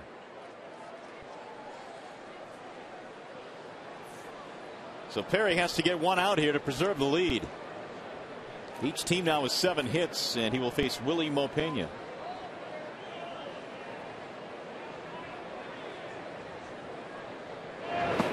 Big swing 0-1 on Pena. You might as well throw the big fella 3 of those, if you can locate it where you located that last one. He's a dangerous bat with a lot of power, but he's also prone to strike out.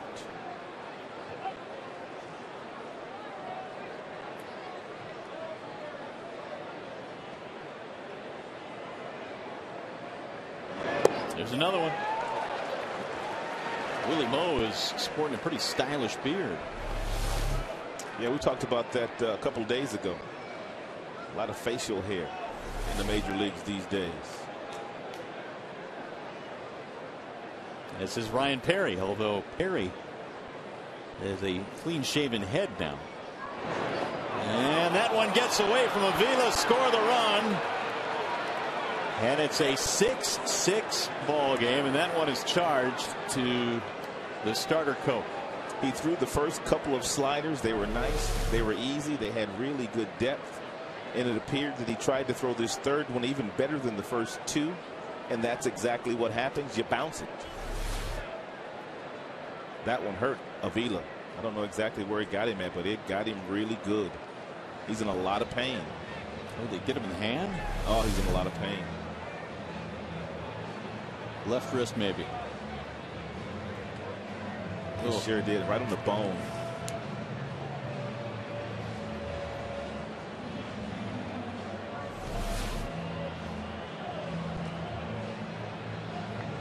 So the Diamondbacks have come back to tie this one up at 6. But the more pressing issue right now is the health of Alex Avila. And whether or not he'll be able to continue.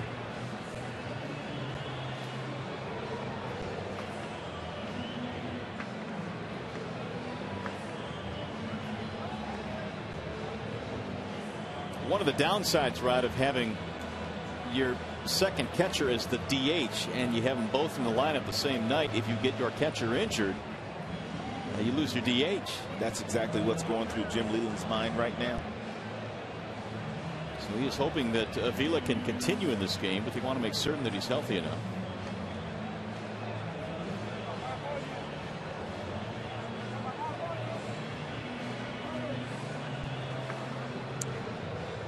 Hey fans, while we have a moment, let me tell you that when this game is over, our coverage continues with Tigers Live as we bring you all the highlights, reaction, and analysis. Tigers Live from the Call Sam studios and here at the ballpark immediately after the game on Fox Sports Detroit. Alex back on his feet right now.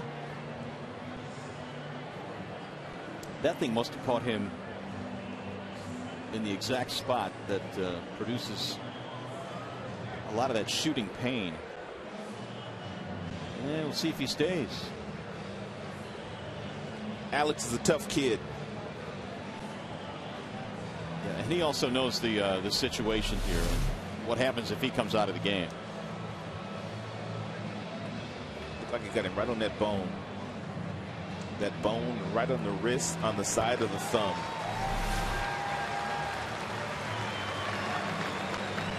Whatever happened to the days when the trainers like Pio DeSalvo and Bill Beam used to come out and spray some stuff on your hand? What was that stuff? Cold spray. Yeah. It worked too. Did it? For a moment.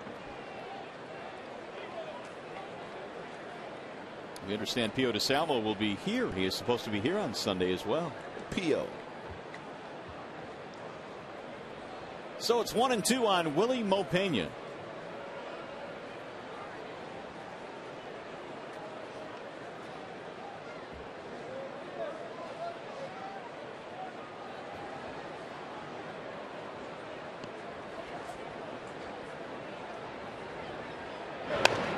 Off the end of the bat, foul.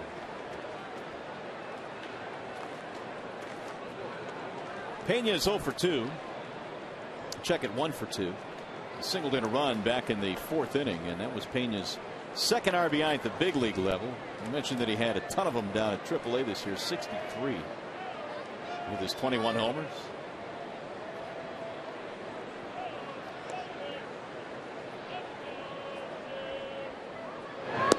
And he got him, strike 3. Perry strikes him out to end the inning, but they tie the game with a big inning. And you're watching Tigers baseball tonight on Fox Sports Detroit, presented by Bell Tire.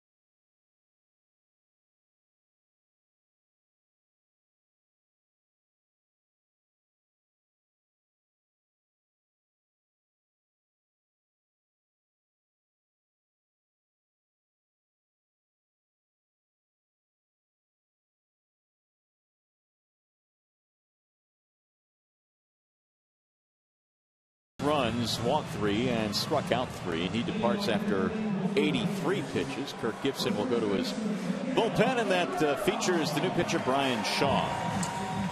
Here's his minor league numbers. 23 games in the minor leagues for Shaw. He had a winning record, obviously, and the earned run average was outstanding. In that bottom note, the opponent's batting average just a shade over 200, and when you pitch like that in the minors, you'll find yourself in the show.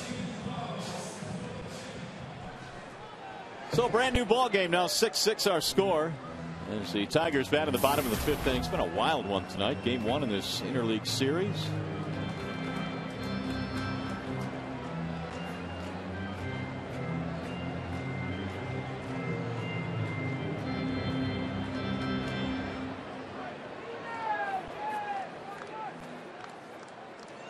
Well, Alex Avila hopefully is okay. Trying to continue. He's smiling now. That's a happy sight. It's good to see Verlander and Porcello very concerned with their all-star catcher, making sure he's okay.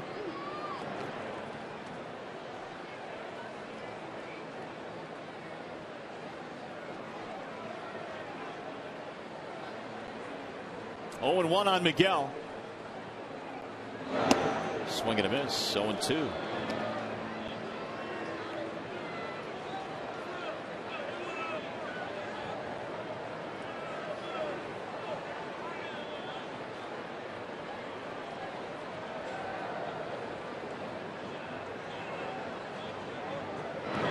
Shaw misses high and away. 1 ball, 2 strikes. Second round pick in the 08 draft of the Diamondbacks.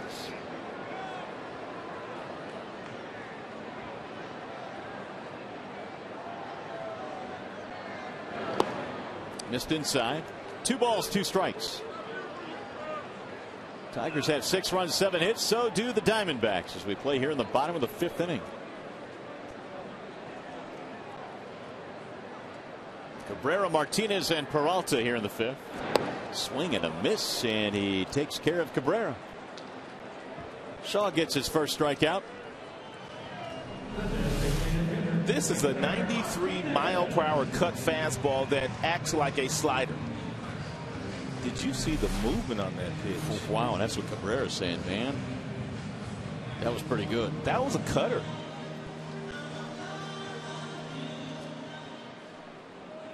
Here's Martinez.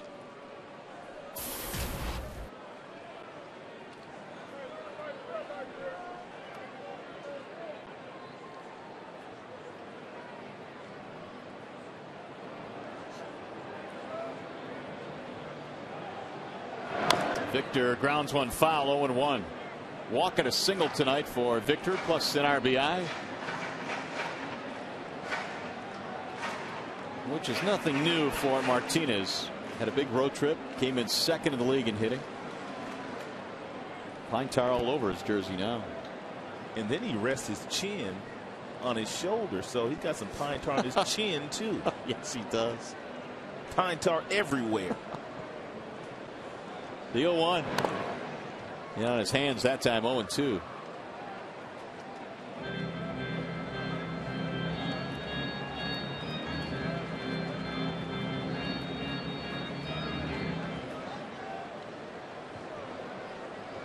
Now, is that the pine tar or just a little beard he's got going there? It could be the pine tar.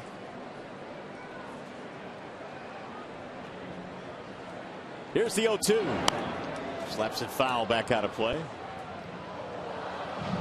Well, you knew it would be a dogfight with any team that Kirk Gibson brings in here. We talked about the fact that they've played some really good baseball on the road lately. And you add in the intensity that he brought as a player. You're going to get a team that plays hard every single night.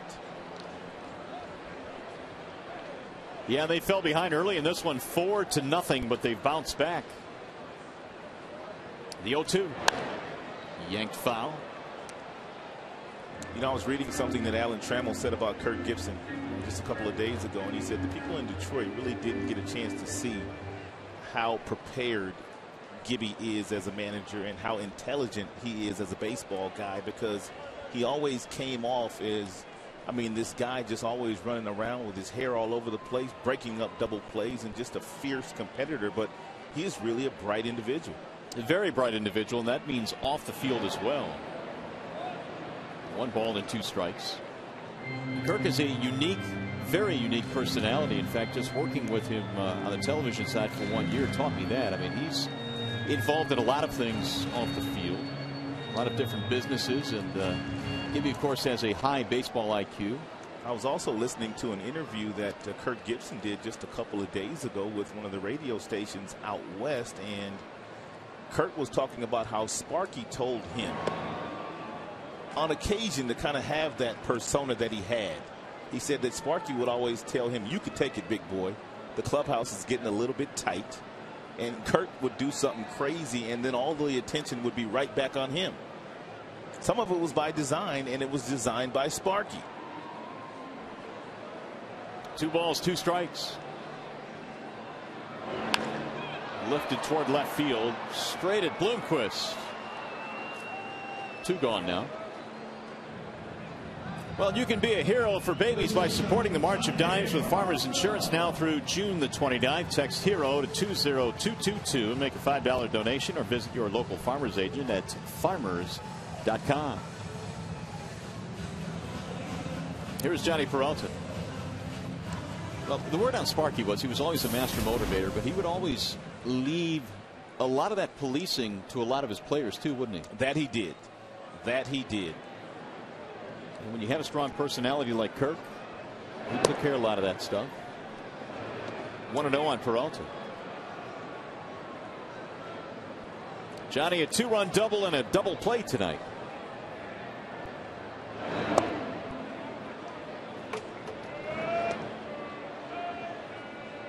Peralta now 42 RBIs.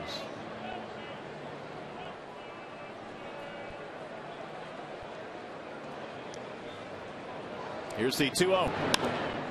Popped him up. Shallow right field. Johnson. Oh, and it's going to drop between Johnson and Nady. What happened there? Well, Nady gave up on it. Nady could have very easily made that play. but he must have thought that Johnson was going to call him off. But Nady was there and could have made the play. He had plenty of time. Look at the first baseman. He's there, but now he's waiting for the second baseman to take charge, and the second baseman never took charge because he felt like Nady was going to catch it. Wow. That's a base hit. Oh, Johnny will take it. Oh, yes, he will. That's his second hit of the night. So we'll see if the Tigers can take advantage of a miscue.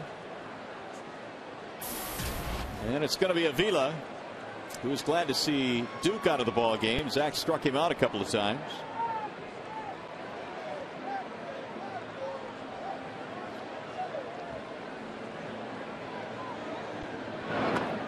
Ball one.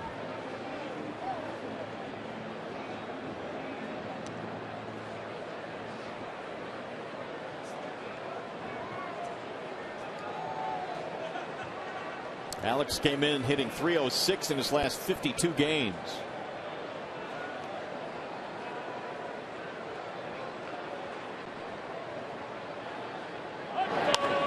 High fly ball, left center field. Bloomquist is under it, and inning over. No runs, a hit, one left, 5 in the books here at the ballpark.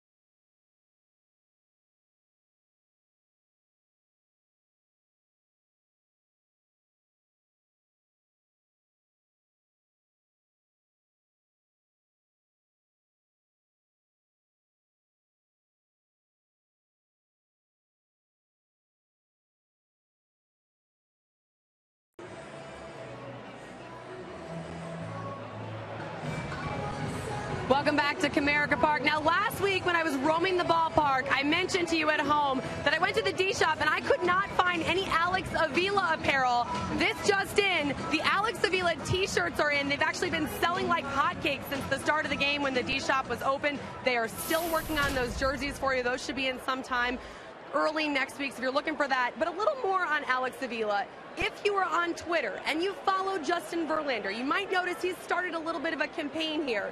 He's calling it Pound Vote Avila, and I want to read you one of the tweets he sent out. He's asking people to vote for Avila for All-Stars, and one of his followers actually sent back, if you vote Alex Avila to this year's All-Star game, he will shave his beard and grow mutton chops. Now, I don't know if you know what mutton chops are, but those are the really long sideburns that kind of curl around on your face. I asked Alex, he said, hey, why not? If he's an all-star, he said he will shave the beard and he will grow the chops.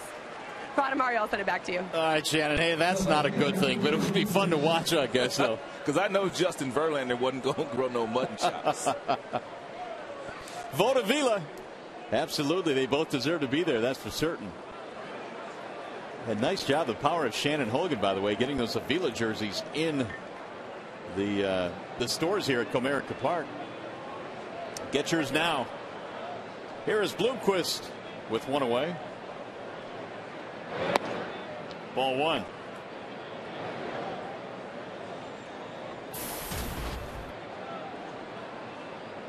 Bloomquist 0 for 2, ground ball, fly ball. Ryan Perry, in his first full inning of work, came on to strike out Willie Mo back in the 5th, but not before throwing a wild pitch, which tied the game at 6.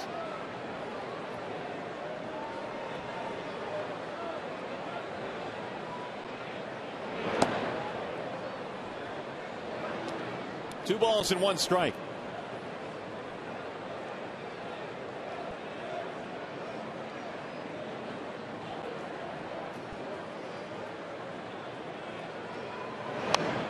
Fouled straight back. 2-2 on Bloomquist. First of 3 between these two teams. They'll get together again tomorrow, and then of course on Sundays we honor Sparky Anderson on Sunday. Verlander and Josh Colmenter out of Homer, Michigan tomorrow in the ball game. 2-2 is lined to right field, slicing and foul.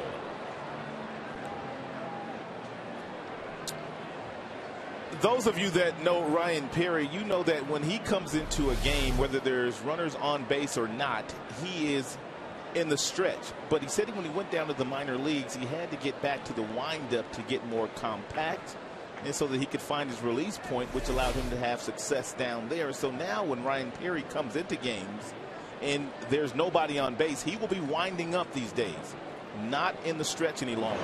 And it worked for him down there. Well, that's kind of a dramatic change, isn't it? Well, he said it worked. He said he had to get back to some of the mechanics because he had really lost his way. He was struggling when he left here. I mean, he wasn't doing anything right, but everything that he did down there when he could do it was from the windup, and he said it kind of got him back on track. 1-out single by Bloomquist. That is the 8th hit of the game now for the Diamondbacks. Ryan Roberts. 0 for 3 for Roberts. Bloomquist will run, so you have to be sure of that fact if you're Perry. Don't forget about him. And Willie has 7 steals. He's been caught 3 times. And there are a lot of guys up and down this Diamondback batting order that run. Apparently, Kirk Gibson has turned them loose. They run, they hit home runs. In fact, they are tied for the National League lead in home runs with Milwaukee. They came in with 86. They have not hit one tonight.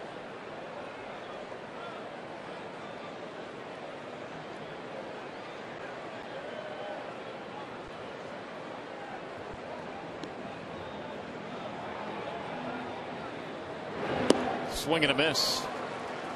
93 from Perry up in the zone. 1-1 on Ryan Roberts.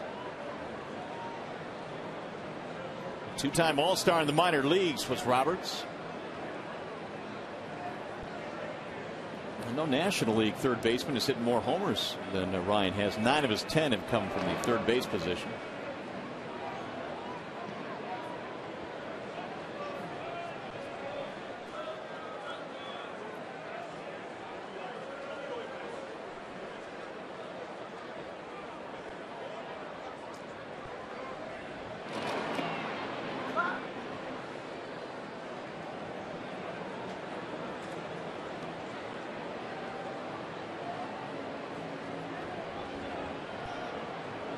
Seven steals for Bloomquist, 7 out of 10 this year. And there he goes. It is popped up foul. Cabrera might have room. He does. They might get a double play, and they will. Bloomquist didn't get back in time. Thank you very much. Inning over.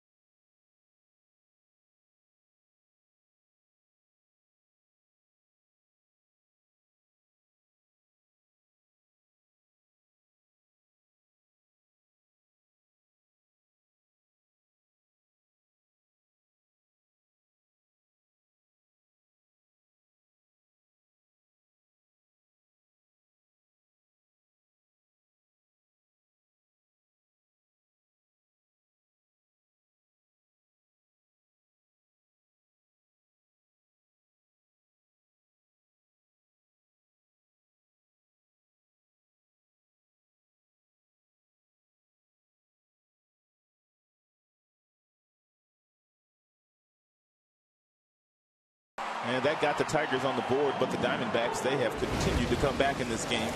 Coors Light Freeze Cam always brought to you by your Frost Brewed Coors Light. Yes, they have, and it's a 6-6 score as we go to the bottom of the 6th inning. Ryan Perry helped out by that double play. 6 runs, 8 hits, Detroit. 6 runs, 8 hits for Arizona.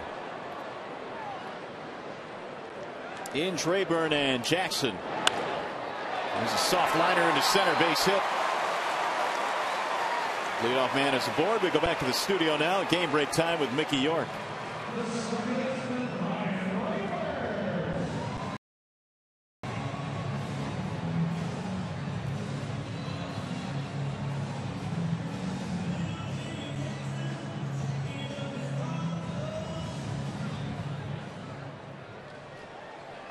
Thank you, Mickey. Here it is 6-6, but the Tigers have the leadoff man on. They'll bring up Ryan Rayburn.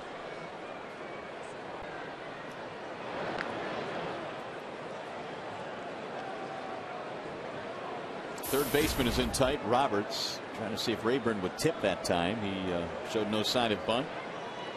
Ryan is 0 for 2. Ground ball pop up. And now he shows bunt.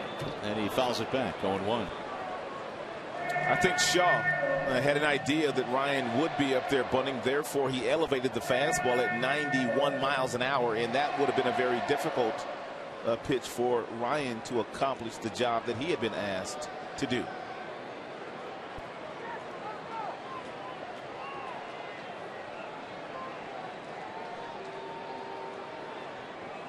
See if the bunt is still on here. He's showing it. And he lets it go by. 1 ball, 1 strike. So the Tigers trying to break this tie here in the 6th inning.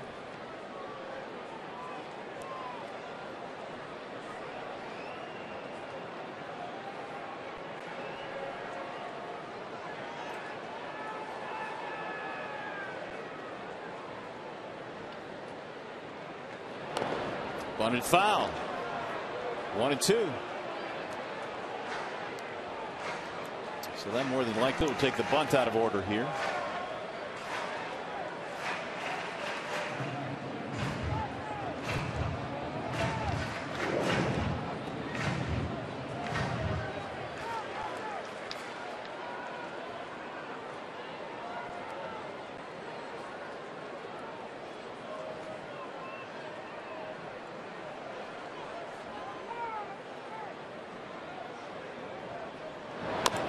Bouncing ball slowly toward third. Roberts on the charge.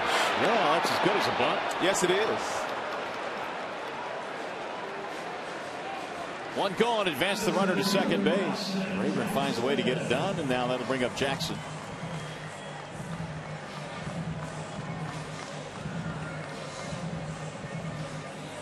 Austin in the game tonight, a triple in 3 at bats. He tripled with 2 outs in the 4th, and that's when Wells hit his 2-run homer. A lot of 2-out runs tonight for Detroit. And Jackson now leads or is tied for the league lead in triples with 6.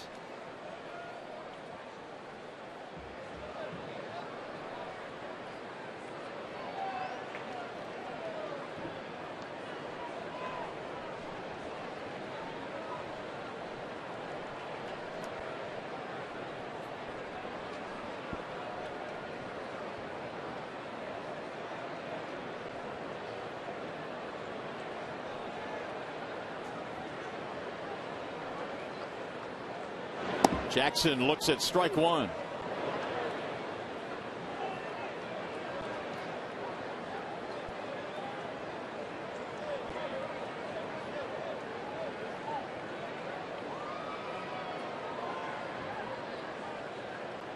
Here is Shaw's 0-1 pitch. It is a strike called. Ooh, Jackson disagreeing with that one. He looks straight up. 0-2.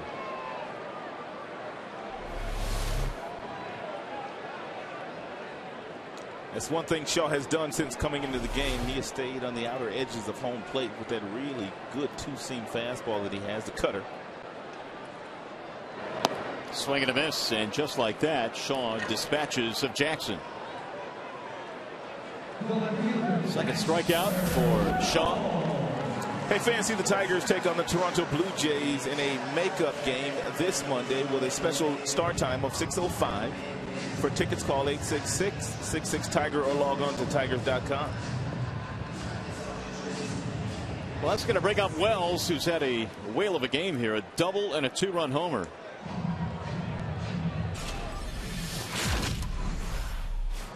This is what he did his last time up.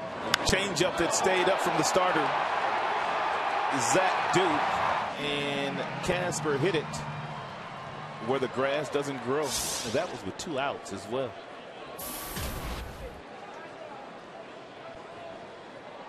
Number 4 on the season for Wells, and Casper now with 12 RBIs. Swing and a miss. Shaw hails from Livermore, California, which is also the hometown of a hard-throwing left-hander, Randy Johnson. Shaw played his college ball at Long Beach State. Yet another dirtbag in the big leagues. They are all over the place. The 0-1. 1 ball, 1 strike. The starter, Duke, went 4 innings. Shaw came on in the 5th, gave up a single but no damage. And he's given up a base hit here in the 6th.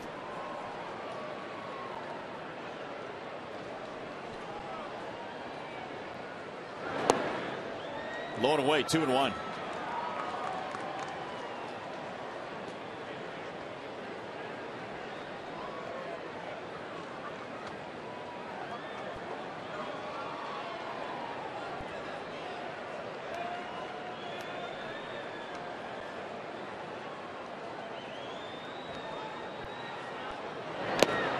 Into the glove for strike 2. 2-2 on Casper Wells. If he keeps it going, Maglio would be next.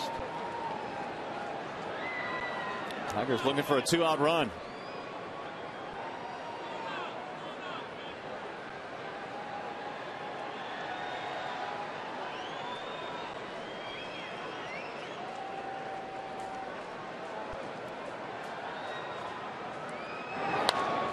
Driven back out of play. 2-2. The count stays on Wells.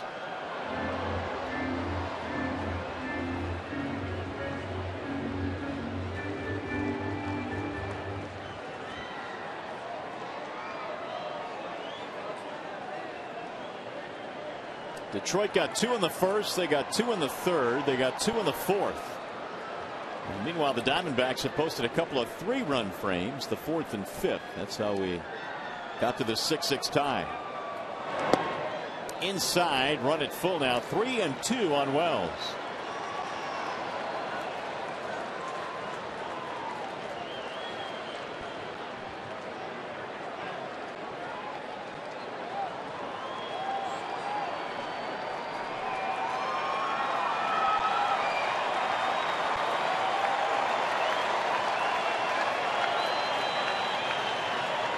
And the 3-2.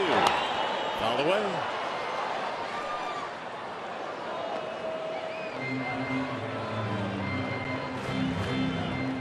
Casper is hit safely now in 16 of the 20 that he has started this year.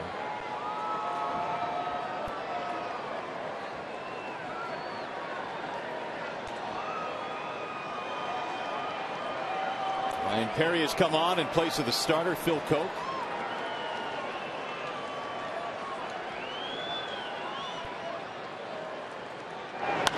Driven to right field on a line. Upton reaching. Upton with a catch in right. A spectacular play, robbing the Tigers of a run, and Wells of his 3rd hit.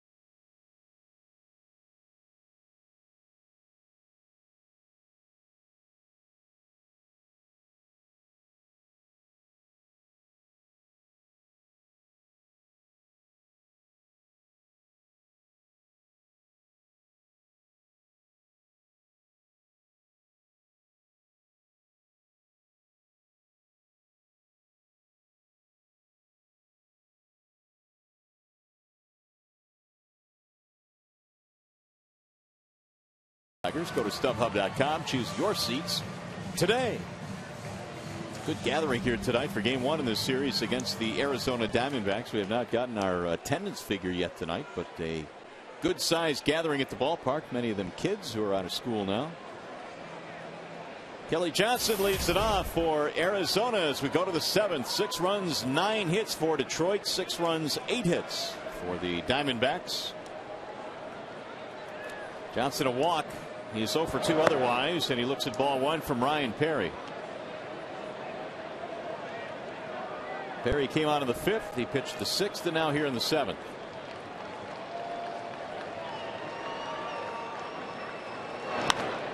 High fly ball, left field.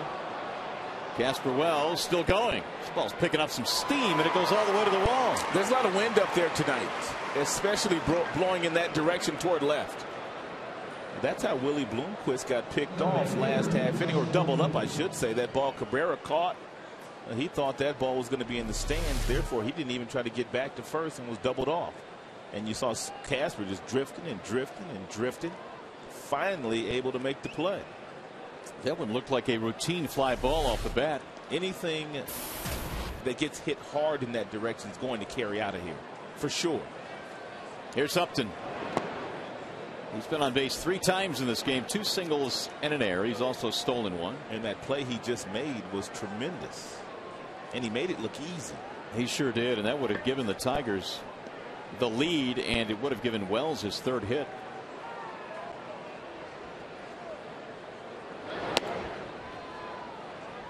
Two and 0 the count on Justin Upton.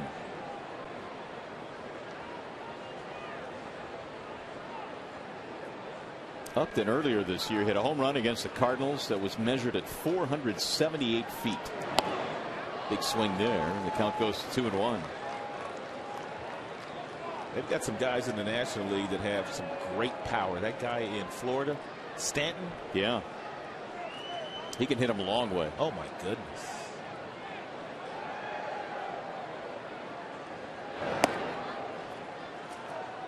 Three and 1. Dangerous count here. Even though you're paired, you got a good fastball, you might want to throw your slider here.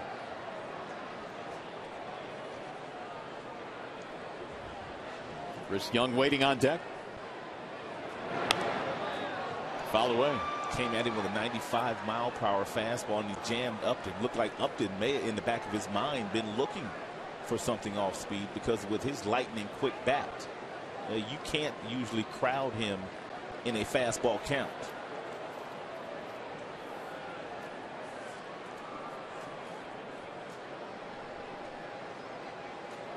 And the 3-2. Foul back. 98 strikeouts at this point in time last year for Upton. Only 57 as we speak. Remember him and Reynolds when they came in here last year about the same time? They both had 100 strikeouts apiece. Yeah, they were striking out at record rates. 3-2 again is fouled off again. So how do you cut down your strikeouts that dramatically? Well, I was talking to Don Baylor before the game, and I was asking him that exact same question. He said never once did he ever talk to Upton about strikeouts, but he talked about approach. Knowing what you can hit, knowing what you can't hit, laying off the stuff that you can't hit until you get 2 strikes, and then you're at the mercy of the pitcher. But it's been his approach earlier in counts that has allowed him to stay away from a lot of the strikeouts he has had in the past. Well, he's just reached base for the 4th time tonight as Perry issues a walk. And he won't stay there very long.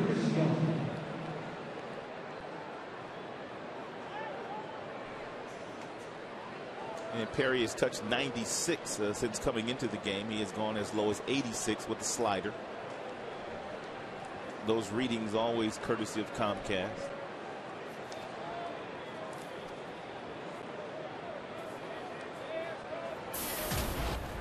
One on, one out. Chris Young has a single to his credit tonight, plus a walk.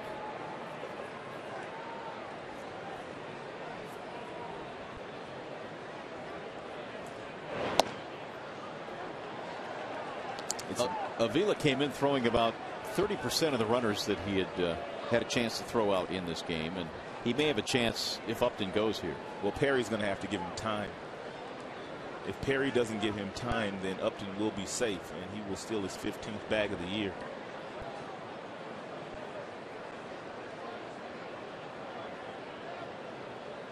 And it looks like Upton is raring to go. Perry bluffs him back.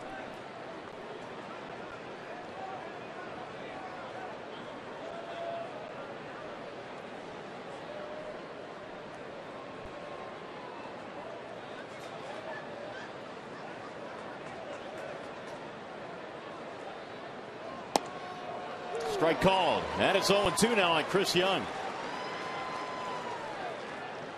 Fastball well located by Ryan Perry. Drew is waiting on deck.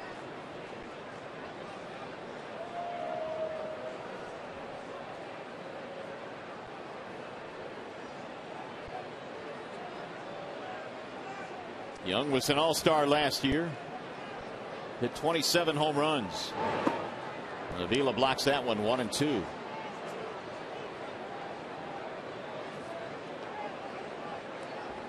The Diamondbacks, one of the big surprises, not only in the National League, but all of baseball. They came in leading the American League West. They have taken off under Kirk Gibson.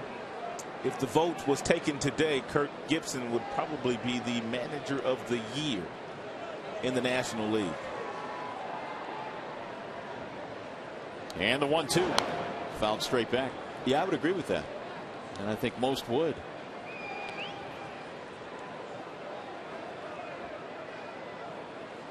Don Baylor, Alan Trammell, part of his staff. All three of those guys have managed big league clubs. Of course, Gibby currently managing, but Don Baylor has a couple of managerial stops. Chicago, Colorado, Tram, of course, here.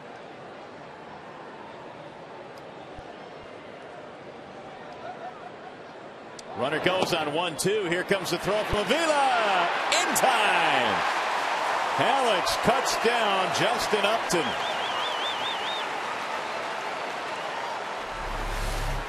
It's a really nice job here by Avila. Very nice exchange, getting the ball down to second base in a timely manner. And partner, you were absolutely correct with the percentage of base runners that Avila has thrown out here today. You called it, and he got it. But it all starts with Perry, and he certainly gave him enough time to unload, and Avila erases the runner. Swing and a miss, and just like that, the inning is over. That's big.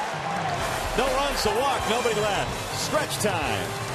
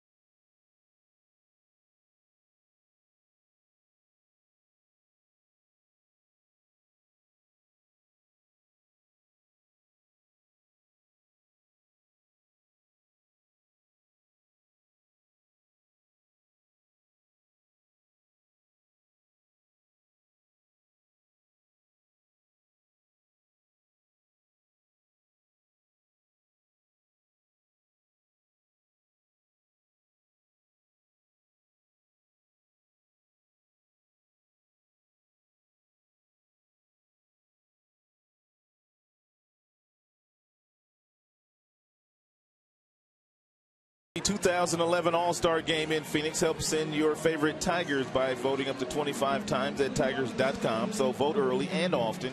Cast your all-star ballot now at Tigers.com. Well, what do we got in first base?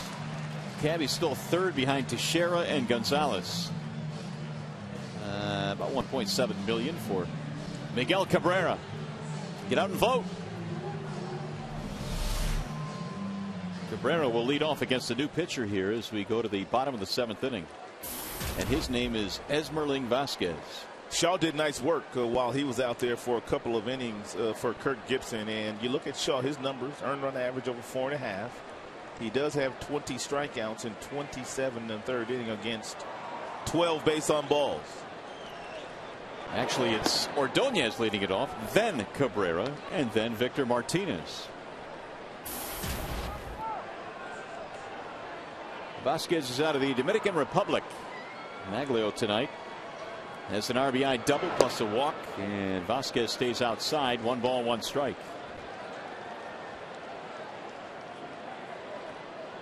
Vasquez was the minor league pitcher of the year for the Diamondbacks a couple of years ago in 07. He made 57 appearances out of the Diamondbacks pen last year.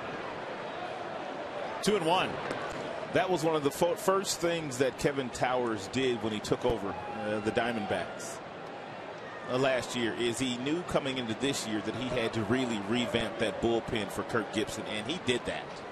And because of that, they are a much better team. They're doing some other positive things, but J.J. Puts at the back end of that bullpen has been outstanding. And some of the other pieces in that bullpen have been good because they weren't good last year. J.J. Puts, a Michigander out of Trenton.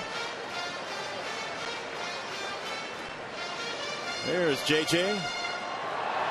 He is pitching like he pitched a couple of years ago when he was the closer for Jim Leyland, when Jim Leyland managed the 2007 All-Star game.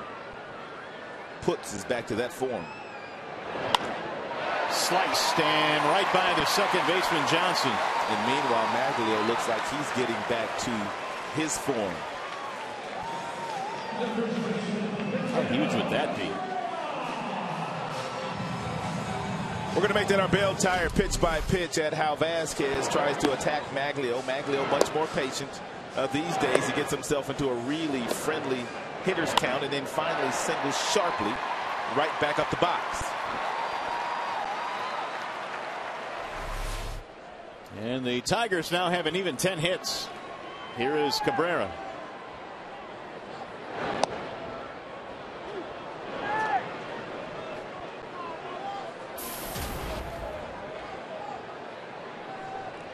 Oh, and 1 on Cabrera. Single walk. Run scored for Miguel. 324 average. Roll toward third base. This looks like a double play in the making. And it is 5-4-3. Roberts, Johnson, Nady. The second double play the Tigers have hit into tonight. Peralta bounced into the other. He'll bring up Victor Martinez. Verlander tomorrow against Josh Colmenter, and Colmenter is also a Michigander. Homer, which is near Albion. Homer with an H? With an H. Homer. Talking to Puts before the game today, and he said, yeah, I got home. Of course, he lives in Trenton. He's from Trenton. He said, I got to visit my mom. Spent about an hour and a half in bed because they got in so late. And took a quick nap, came to the ballpark. Bet mom fed him, though. Pancakes. You know how moms are.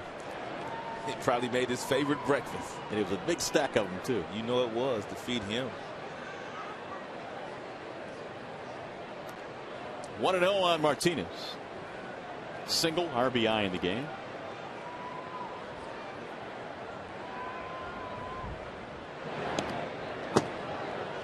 Two and 0 the count. Well, the Tigers tonight at one point led 4-0, and then 6-3. Joe Patterson warming up, and then the Diamondbacks tied it up with 3 in the 5th, and it's been tied since the 5th inning.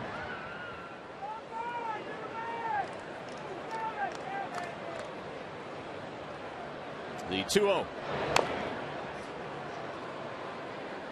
Vasquez did not give in on 2-0, and the breaking ball fouled away. 2-1.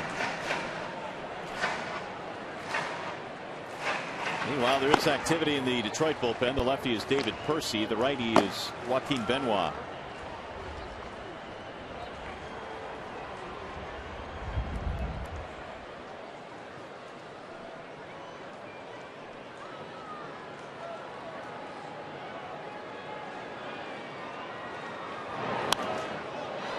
And Victor had a rip there to 93-mile-an-hour fastball. 2-2.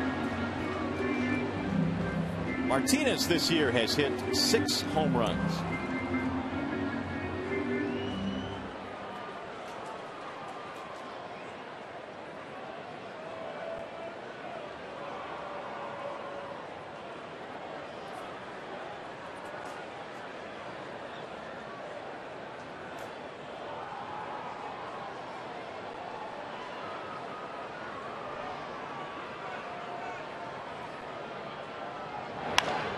He skies this one in the air to left center field. Hit pretty well. It's going to be caught, though. Bloomquist runs it down. So we go to the 8th. Tigers baseball tonight presented by Bell Tire.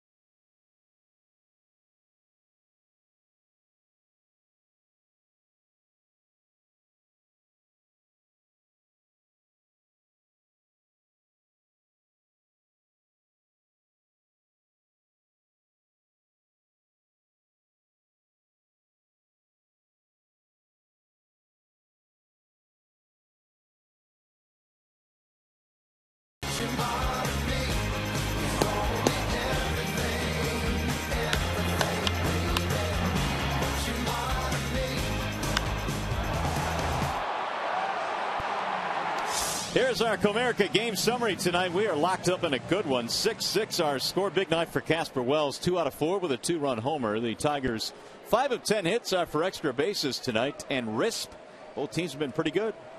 And as a result, it is 6-6 as we go to the top of the 8th inning. And the Tigers will have a new pitcher. It'll be left-hander David Percy. David Percy this season combined in 22 games between Toronto, Oakland, and now the Tigers has been very good. And the numbers speak for themselves. At bottom note, the opponent's batting average of 184 against him and no earned runs in his last 9 outings. So Percy will face Drew, Nady, and Pena. Tigers have out hit the Diamondbacks 10-8, but we are knotted at 6. Stephen Drew has a base hit. He also has a sac fly.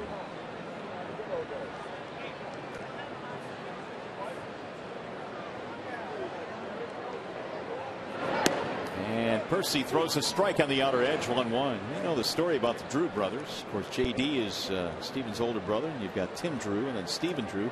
They were all first-round picks. All 3 of them? All 3 of them.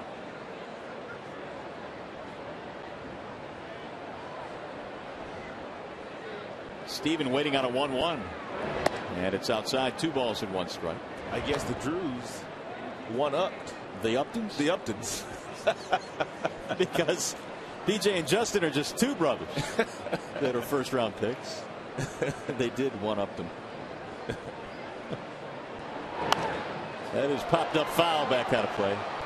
Well, that last trip we saw Eric Young Jr. playing for the Colorado Rockies. His dad now coaching here for the Arizona Diamondbacks. And we also saw a couple of really good players' sons in Florida. Tony Gwynn Jr. That's right. A whole lot of family connections. Yeah, a lot of connections, a lot of talent. There's EY. EY was a good player, good second baseman, good baseball player, good man. 2-2 the count. And he swings and misses. Drew is out of there, one gone. Told you that Eric was a pretty good player, and here's a little bit of his work that he did while he was wearing a Cubs uniform, and he might have even did this damage for the hitting coach, Don Baylor. He played for Don Baylor in Colorado and in Chicago.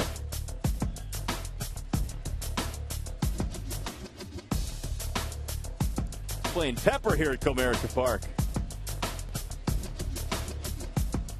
According to those highlights, EY hit 1,000 here at Comerica. Strike on Xavier Nady. It's his first job as a coach in the major leagues. He handles the base runners, outfielders.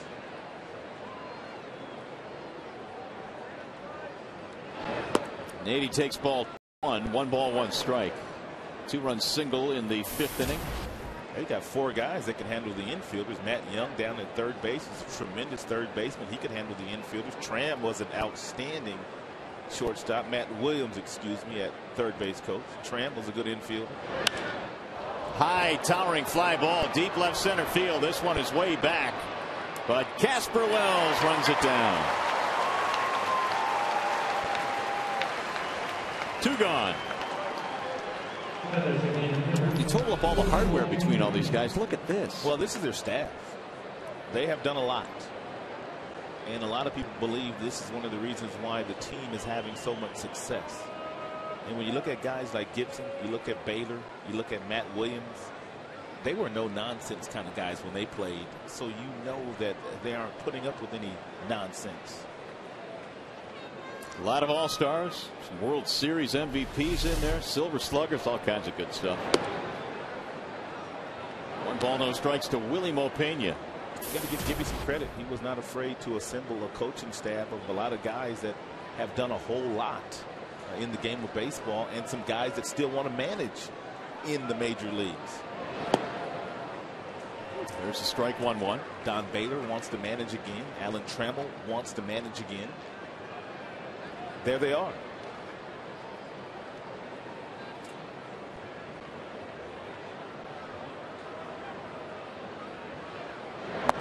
That's low. 2 balls and 1 strike.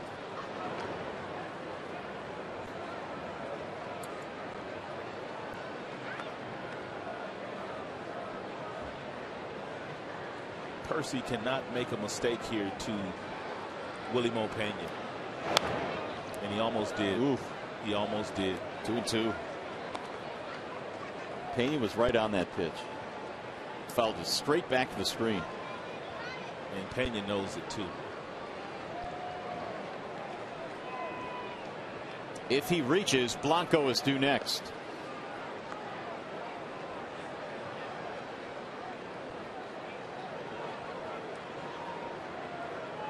I'm going to have to ask him how long his bat is tomorrow.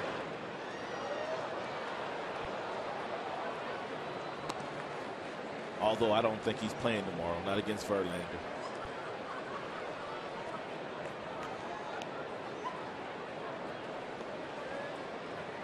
There's JV. He'll get the call tomorrow in search of his 10th win.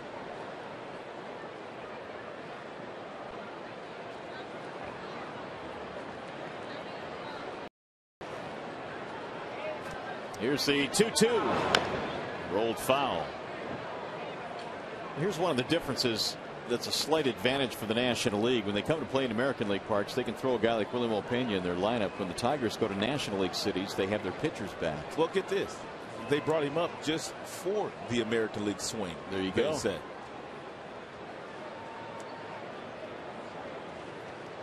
He did, however, deserve it. He had 21 home runs at AAA. 2-2.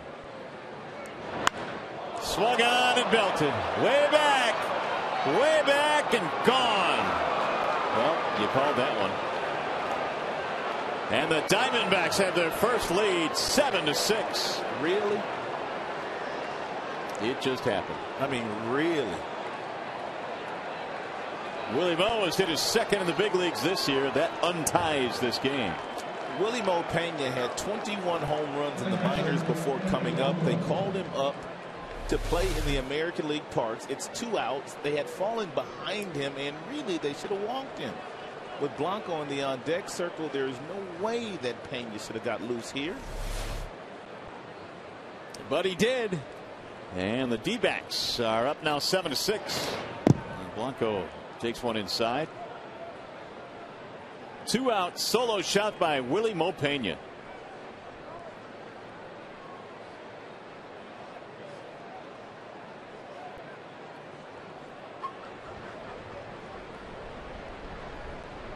So Pena now with 23 home runs in his time between the big leagues and the minor leagues this year. Little chopper hit back toward the mound. Percy will handle this one, and that is that. However, Willie Mo goes deep. 7-6.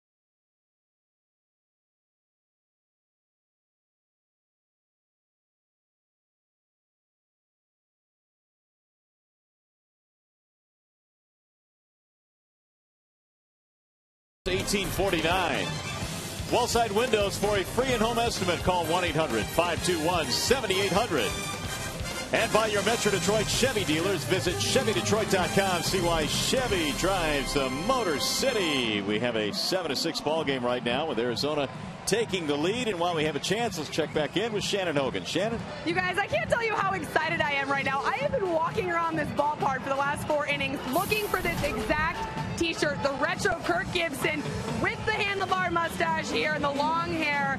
Dave from Fort Wayne, Indiana actually has it. Why this t-shirt, and why are you such a big Tigers fan? I'm a huge Tiger fan just from family, but it's my mom's favorite player, so I had to get the shirt. And of course, they're playing the Diamondbacks tonight, so you had to represent a little bit. You guys, I think these shirts are so cool, and I have to say, I have heard it in the clubhouse a few times. I will not give away my sources, but some people say this kind of looks like Phil Koch a little bit. What do you think? Yeah, I'm going with that. Absolutely. I'll send it back up to you. That is Phil Koch-esque. Gibby and I have something in common. Back in '84, we both had hair at that time, but Mother Nature has taken its effect on us. Anyway, Johnny Peralta leads it off, and he looks at a strike. New pitcher now is Hernandez, David Hernandez. He's done really nice work for them. Look at the earned run average, 2.57. He's got 10 holds. He has 38 strikeouts in 35 innings pitched this year. Well, the Tigers got to get something going now. Down by a run. It's Peralta, Avila, and Inge facing Hernandez.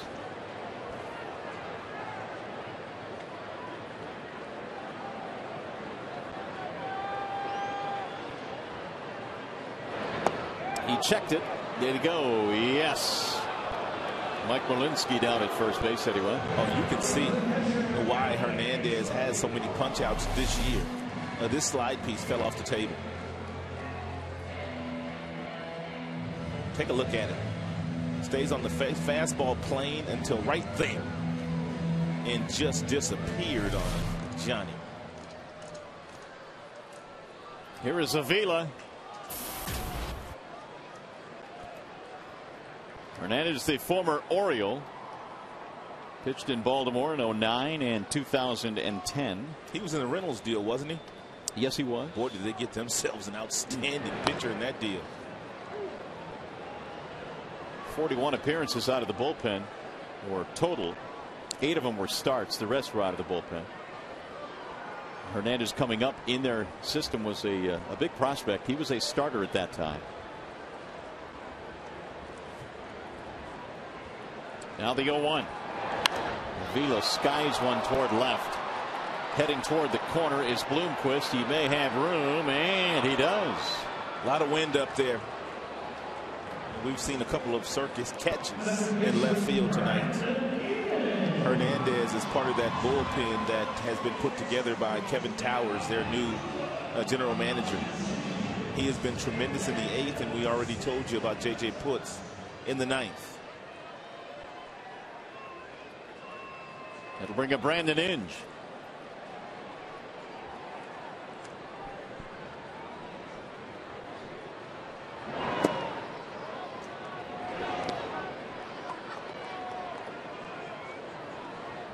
Inge tonight a single in 3 at-bats.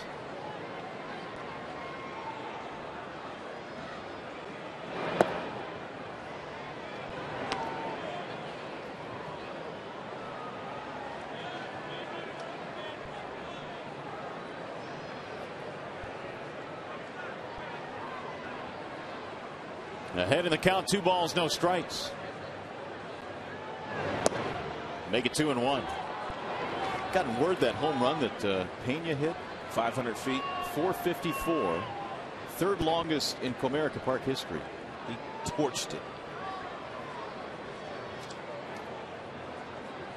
The 2-1. I guess somebody must have told him that we showed that home run that he hit, or almost home run that he hit back in 07 that Granderson made a great play on. He wasn't going to allow anybody to catch that last one. Payback time indeed. How about paying huge dividends for the Diamondbacks? Swing and a miss. I mean, they called him up just before this swing into American League cities so he can DH. And he comes up huge. 2 tickets to the gun show as well. That is a big man. 3-2 is on the ground to 3rd, foul.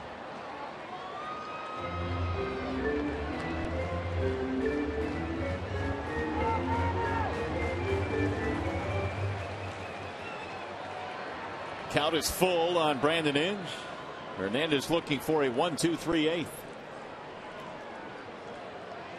Rayburn on deck. Fouled away. Brandon hadn't played in a big league game since June the 2nd. Actually, June the 1st. He went on the DL June the 2nd. With mononucleosis. Spent about a week down in the minor leagues rehabbing. This is his first game back. And the 3-2. Grounded foul again.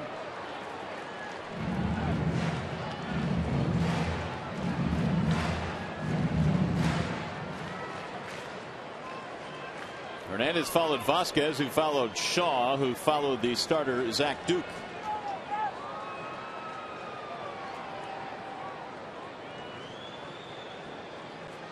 Something off speed here on 3-2. Got him with the breaking ball, and down he goes. Couldn't hold up. 7 strikeouts for Arizona pitching tonight.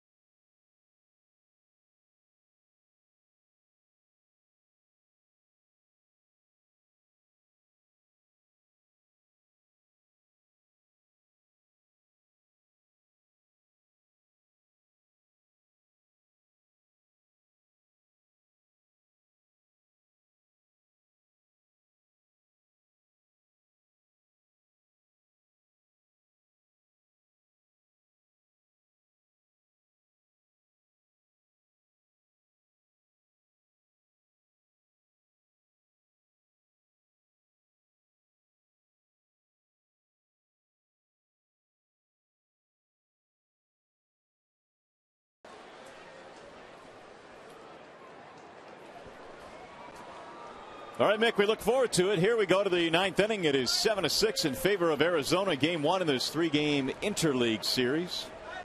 And Willie Bloomquist leads it off against David Percy. 7-9-0 for the D-backs. Tigers have 6-10-1. Percy missing inside to Bloomquist. Roberts and then Johnson to follow for the Diamondbacks.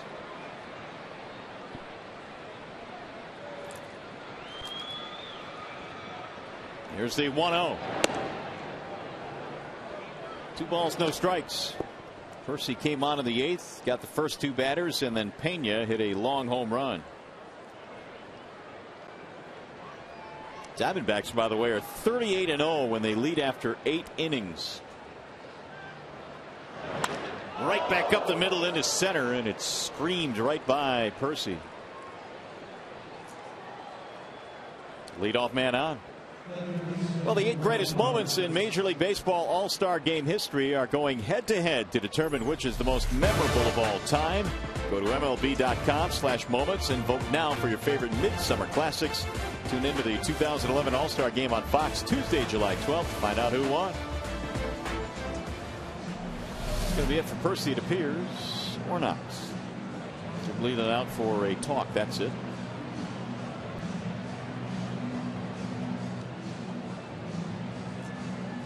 Roberts the batter. He is 0 for 4. And apparently Jim talking about the bunt play in this situation, but I was looking at some of the Diamondbacks numbers as a team. They don't sacrifice all that much under Kirk Gibson. You would think that they would have more sacrifice bunts, but they only have 26 sacrifices as a club. Roberts has 2. And we'll see what the strategy is here.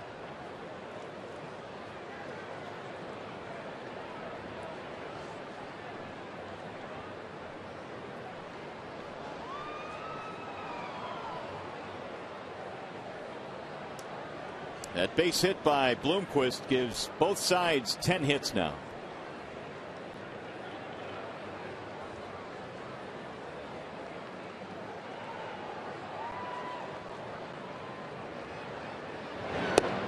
No sign of bunt. 1-0 on Roberts. When Leland does go out and talk to the pitcher and the infielders about a potential bunting situation, it may seem like he's staying out there a long time, but he really has one message to deliver, and that's get the out. If they're going to give you an out, make sure you take 1 out.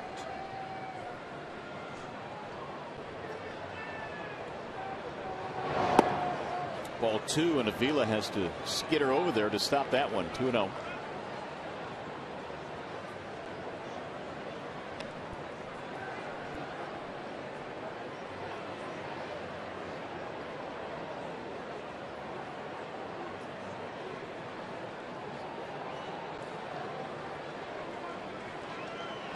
Joaquin Benoit is warming up in the Detroit bullpen. He was up earlier. Here's the 2-0.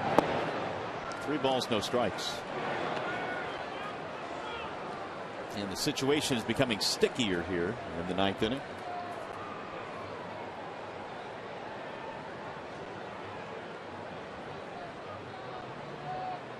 Three-0 pitch. He's taking ball 4, and now the D-backs have 2 men on, nobody out.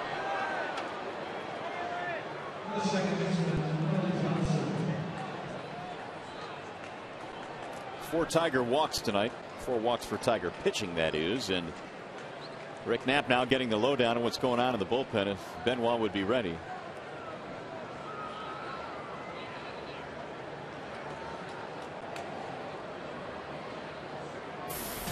So Percy will stay out there for the left-handed batting Kelly Johnson.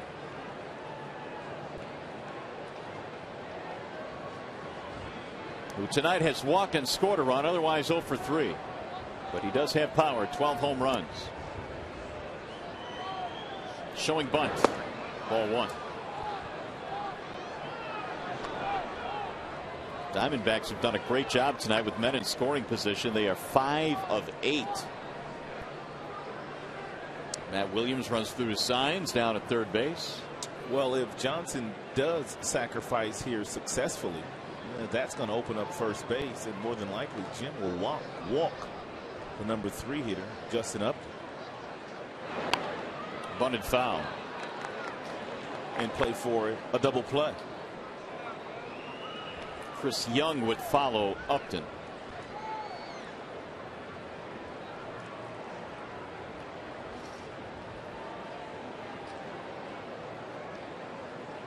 And I'm sure Kirk Gibson knows that.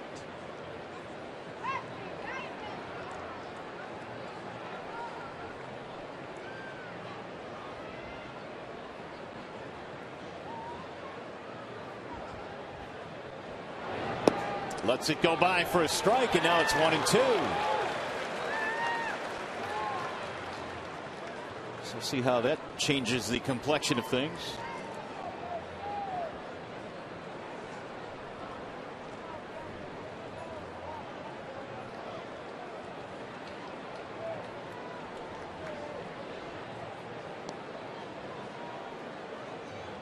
He's going to try it, and he lays it down. Angel barehanded with 2 strikes on him. Johnson lays down the bunt, and aside from pitchers, you really don't see that all that often. It's a nice job, and it's really good concentration by Kelly to get that ball down. And now more than likely they will walk the next hitter, and then he will bring in Benoit to go after Young. Chris Young. Nice bunt.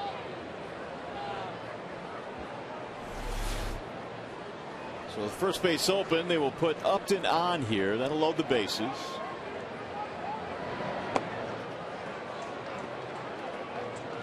Believe it or not, only the 2nd intentional base on balls this year given to Justin Upton.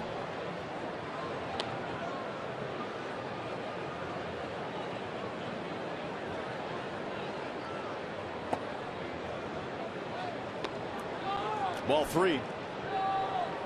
I guess opposing managers can't be too crazy about facing Chris Young. There's ball 4. That's going to load him up. And here comes Leland. And that means Benoit will be coming into the ball game. So the Diamondbacks are threatening to blow this one open here. They lead by 1. Joaquin Benoit comes strolling in. 7-6 Arizona.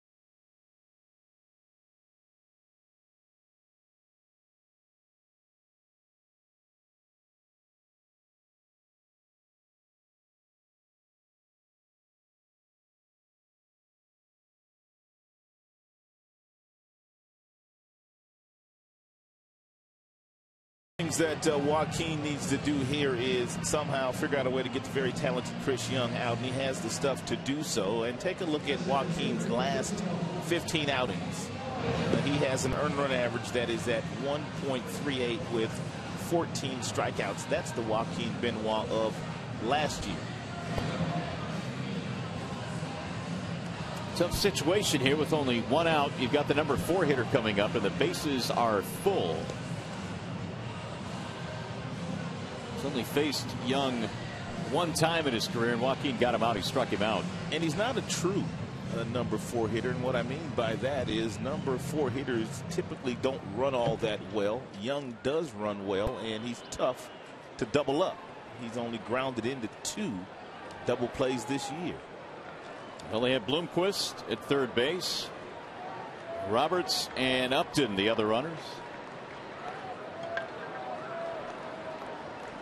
So Benoit trying to put out the fire here in the 9th inning. Young has a couple of grand slams.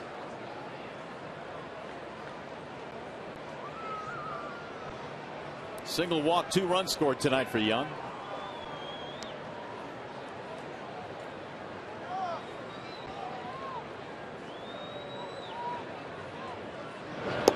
Swing and a miss, 0-1. Good pitch. Young looking to ambush Benoit with the fastball, and Benoit threw him a slider at 87 miles an hour. Outstanding pitch.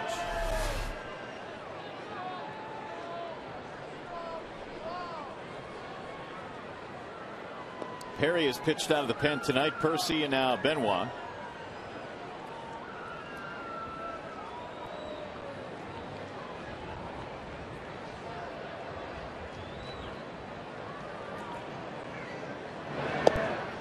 Missed it outside. 1 ball, 1 strike.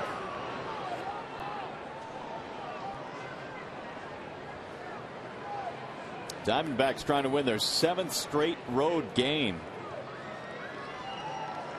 It would be their longest streak on the road since 2002, when they won 9 consecutive on the road. Willie Mo home run right now is the difference, but they're trying to tack on.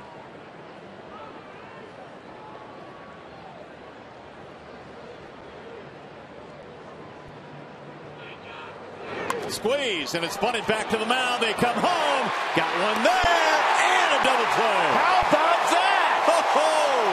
Big time. A squeeze results in a double play.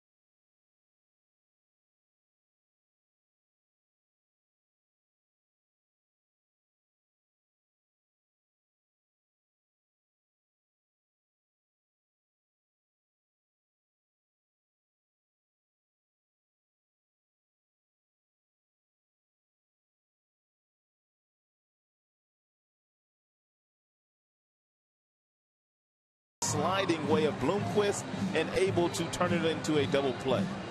Very nice play to get out of the jam, and now they need 1 run to win a game. You can see Matt Williams at the top of your screen whispering in the ear of Bloomquist and basically telling him to squeeze his arm. Unlikely combination. Tigers not expecting it, but it worked out very well for them.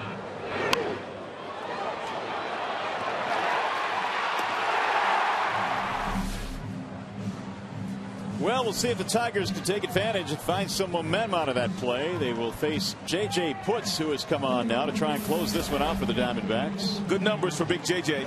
He has 20 saves already this year in 23 chances.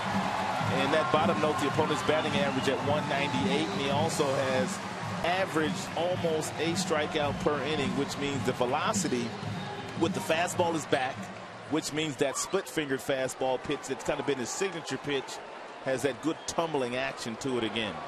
Parra has replaced Bloomquist in left. Don Kelly pinch hitting here for Detroit to start the 9th inning, and he looks at strike one. Last time we saw Don Kelly as a pinch hitter a couple of days ago, he went big fly in Los Angeles. Kelly is 2 out of 4 with a homer as a pinch hitter this year.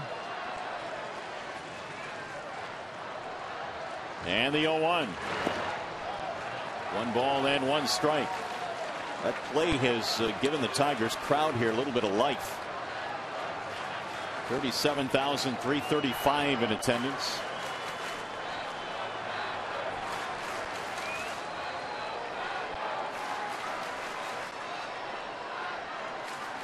And the 1-1. Swing and a miss.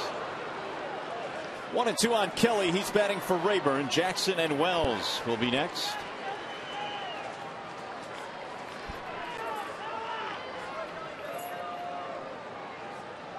Dirks and Bosch, however, have picked up bats.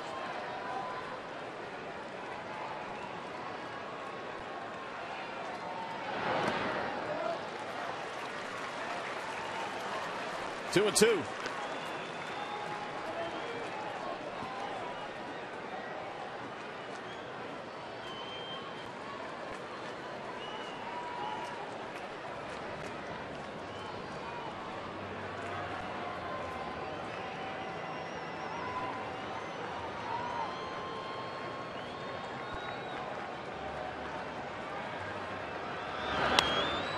In the air, shallow center. The second baseman Johnson runs back there and runs it down. So Kelly is gone, 1 away. Bring up Austin Jackson.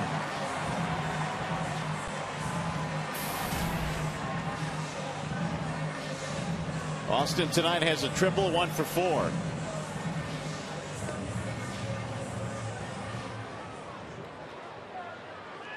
Putz had as many as 40 saves with Seattle back in the 2007 campaign.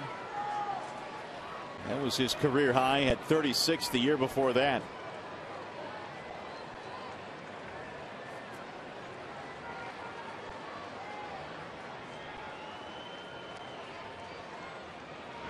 Jackson looks at ball 1. Meanwhile, Bosch has moved to the on-deck circle. He'll bat for Wells.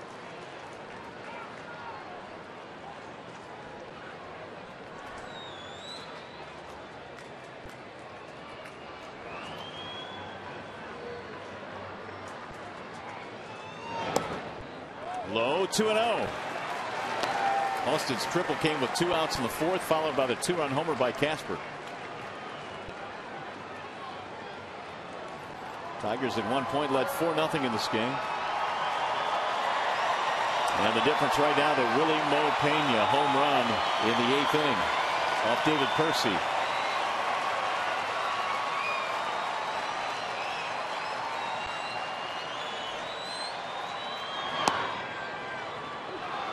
Two and one.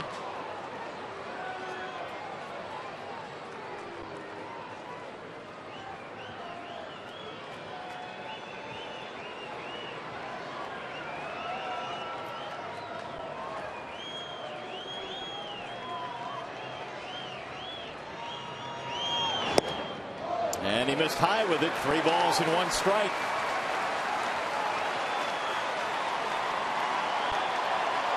Getting a little bit interesting. Jackson reaches. Bosch would be the winning run at the plate.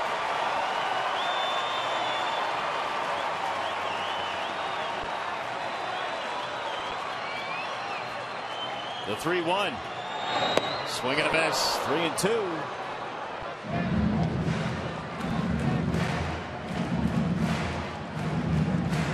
J.J. Putz, a two-time All-State selection at Trenton High School in the mid-90s. Went on to University of Michigan.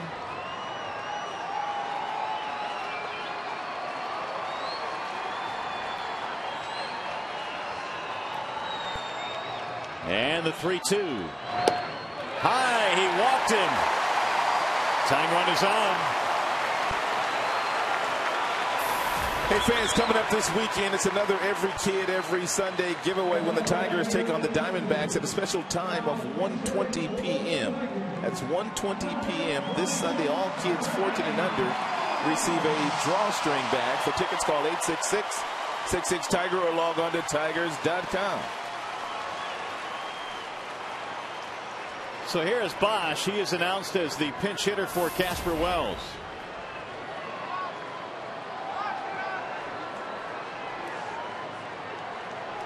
Hitting an even 300 through 69 games this year. Bosch 0 for 1 as a pinch hitter. Runner goes, and it's fouled back. That's a situation right there. If Bosch could somehow see the jump that Jackson had gotten there, he clearly would have taken that pitch. But being a left-handed batter and basically Jackson being at your back, there was no way that you could tell. But Jackson had that base stolen.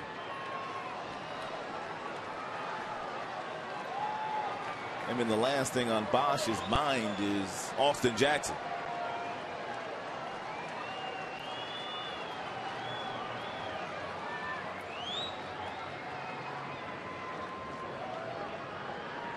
Jackson must have been 100% sure that he could steal that base too. Yeah, agreed. To steal that base in this situation with these guys coming to the plate, Ordonez and Cabrera. Measuring his lead against Putz, held there by Xavier Nady.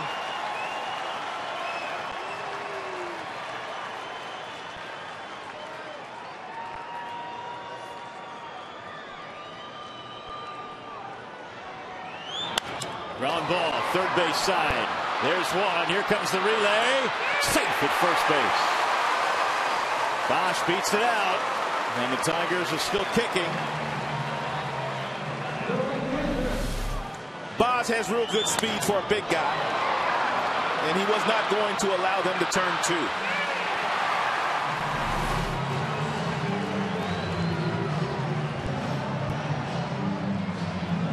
So that'll bring up Ordonez, who, look at this, is 5 for 9 against Putz in his career.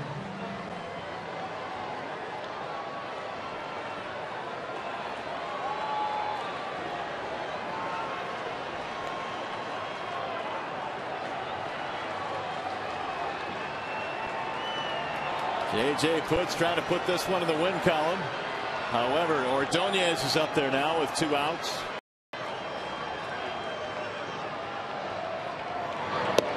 And ball 1.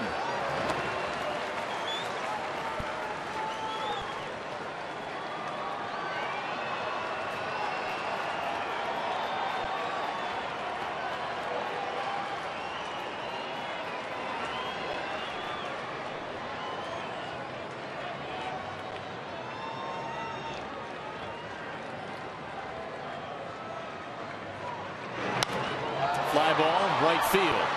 On the move is Upton. Should do it. And the Diamondbacks in comeback fashion tonight steal one from the Tigers. Detroit lets a 4-0 lead get away, and the Diamondbacks hold on for a 7-6 win. Back with more from Comerica Park, where the Diamondbacks take game 1 of this 3-game series.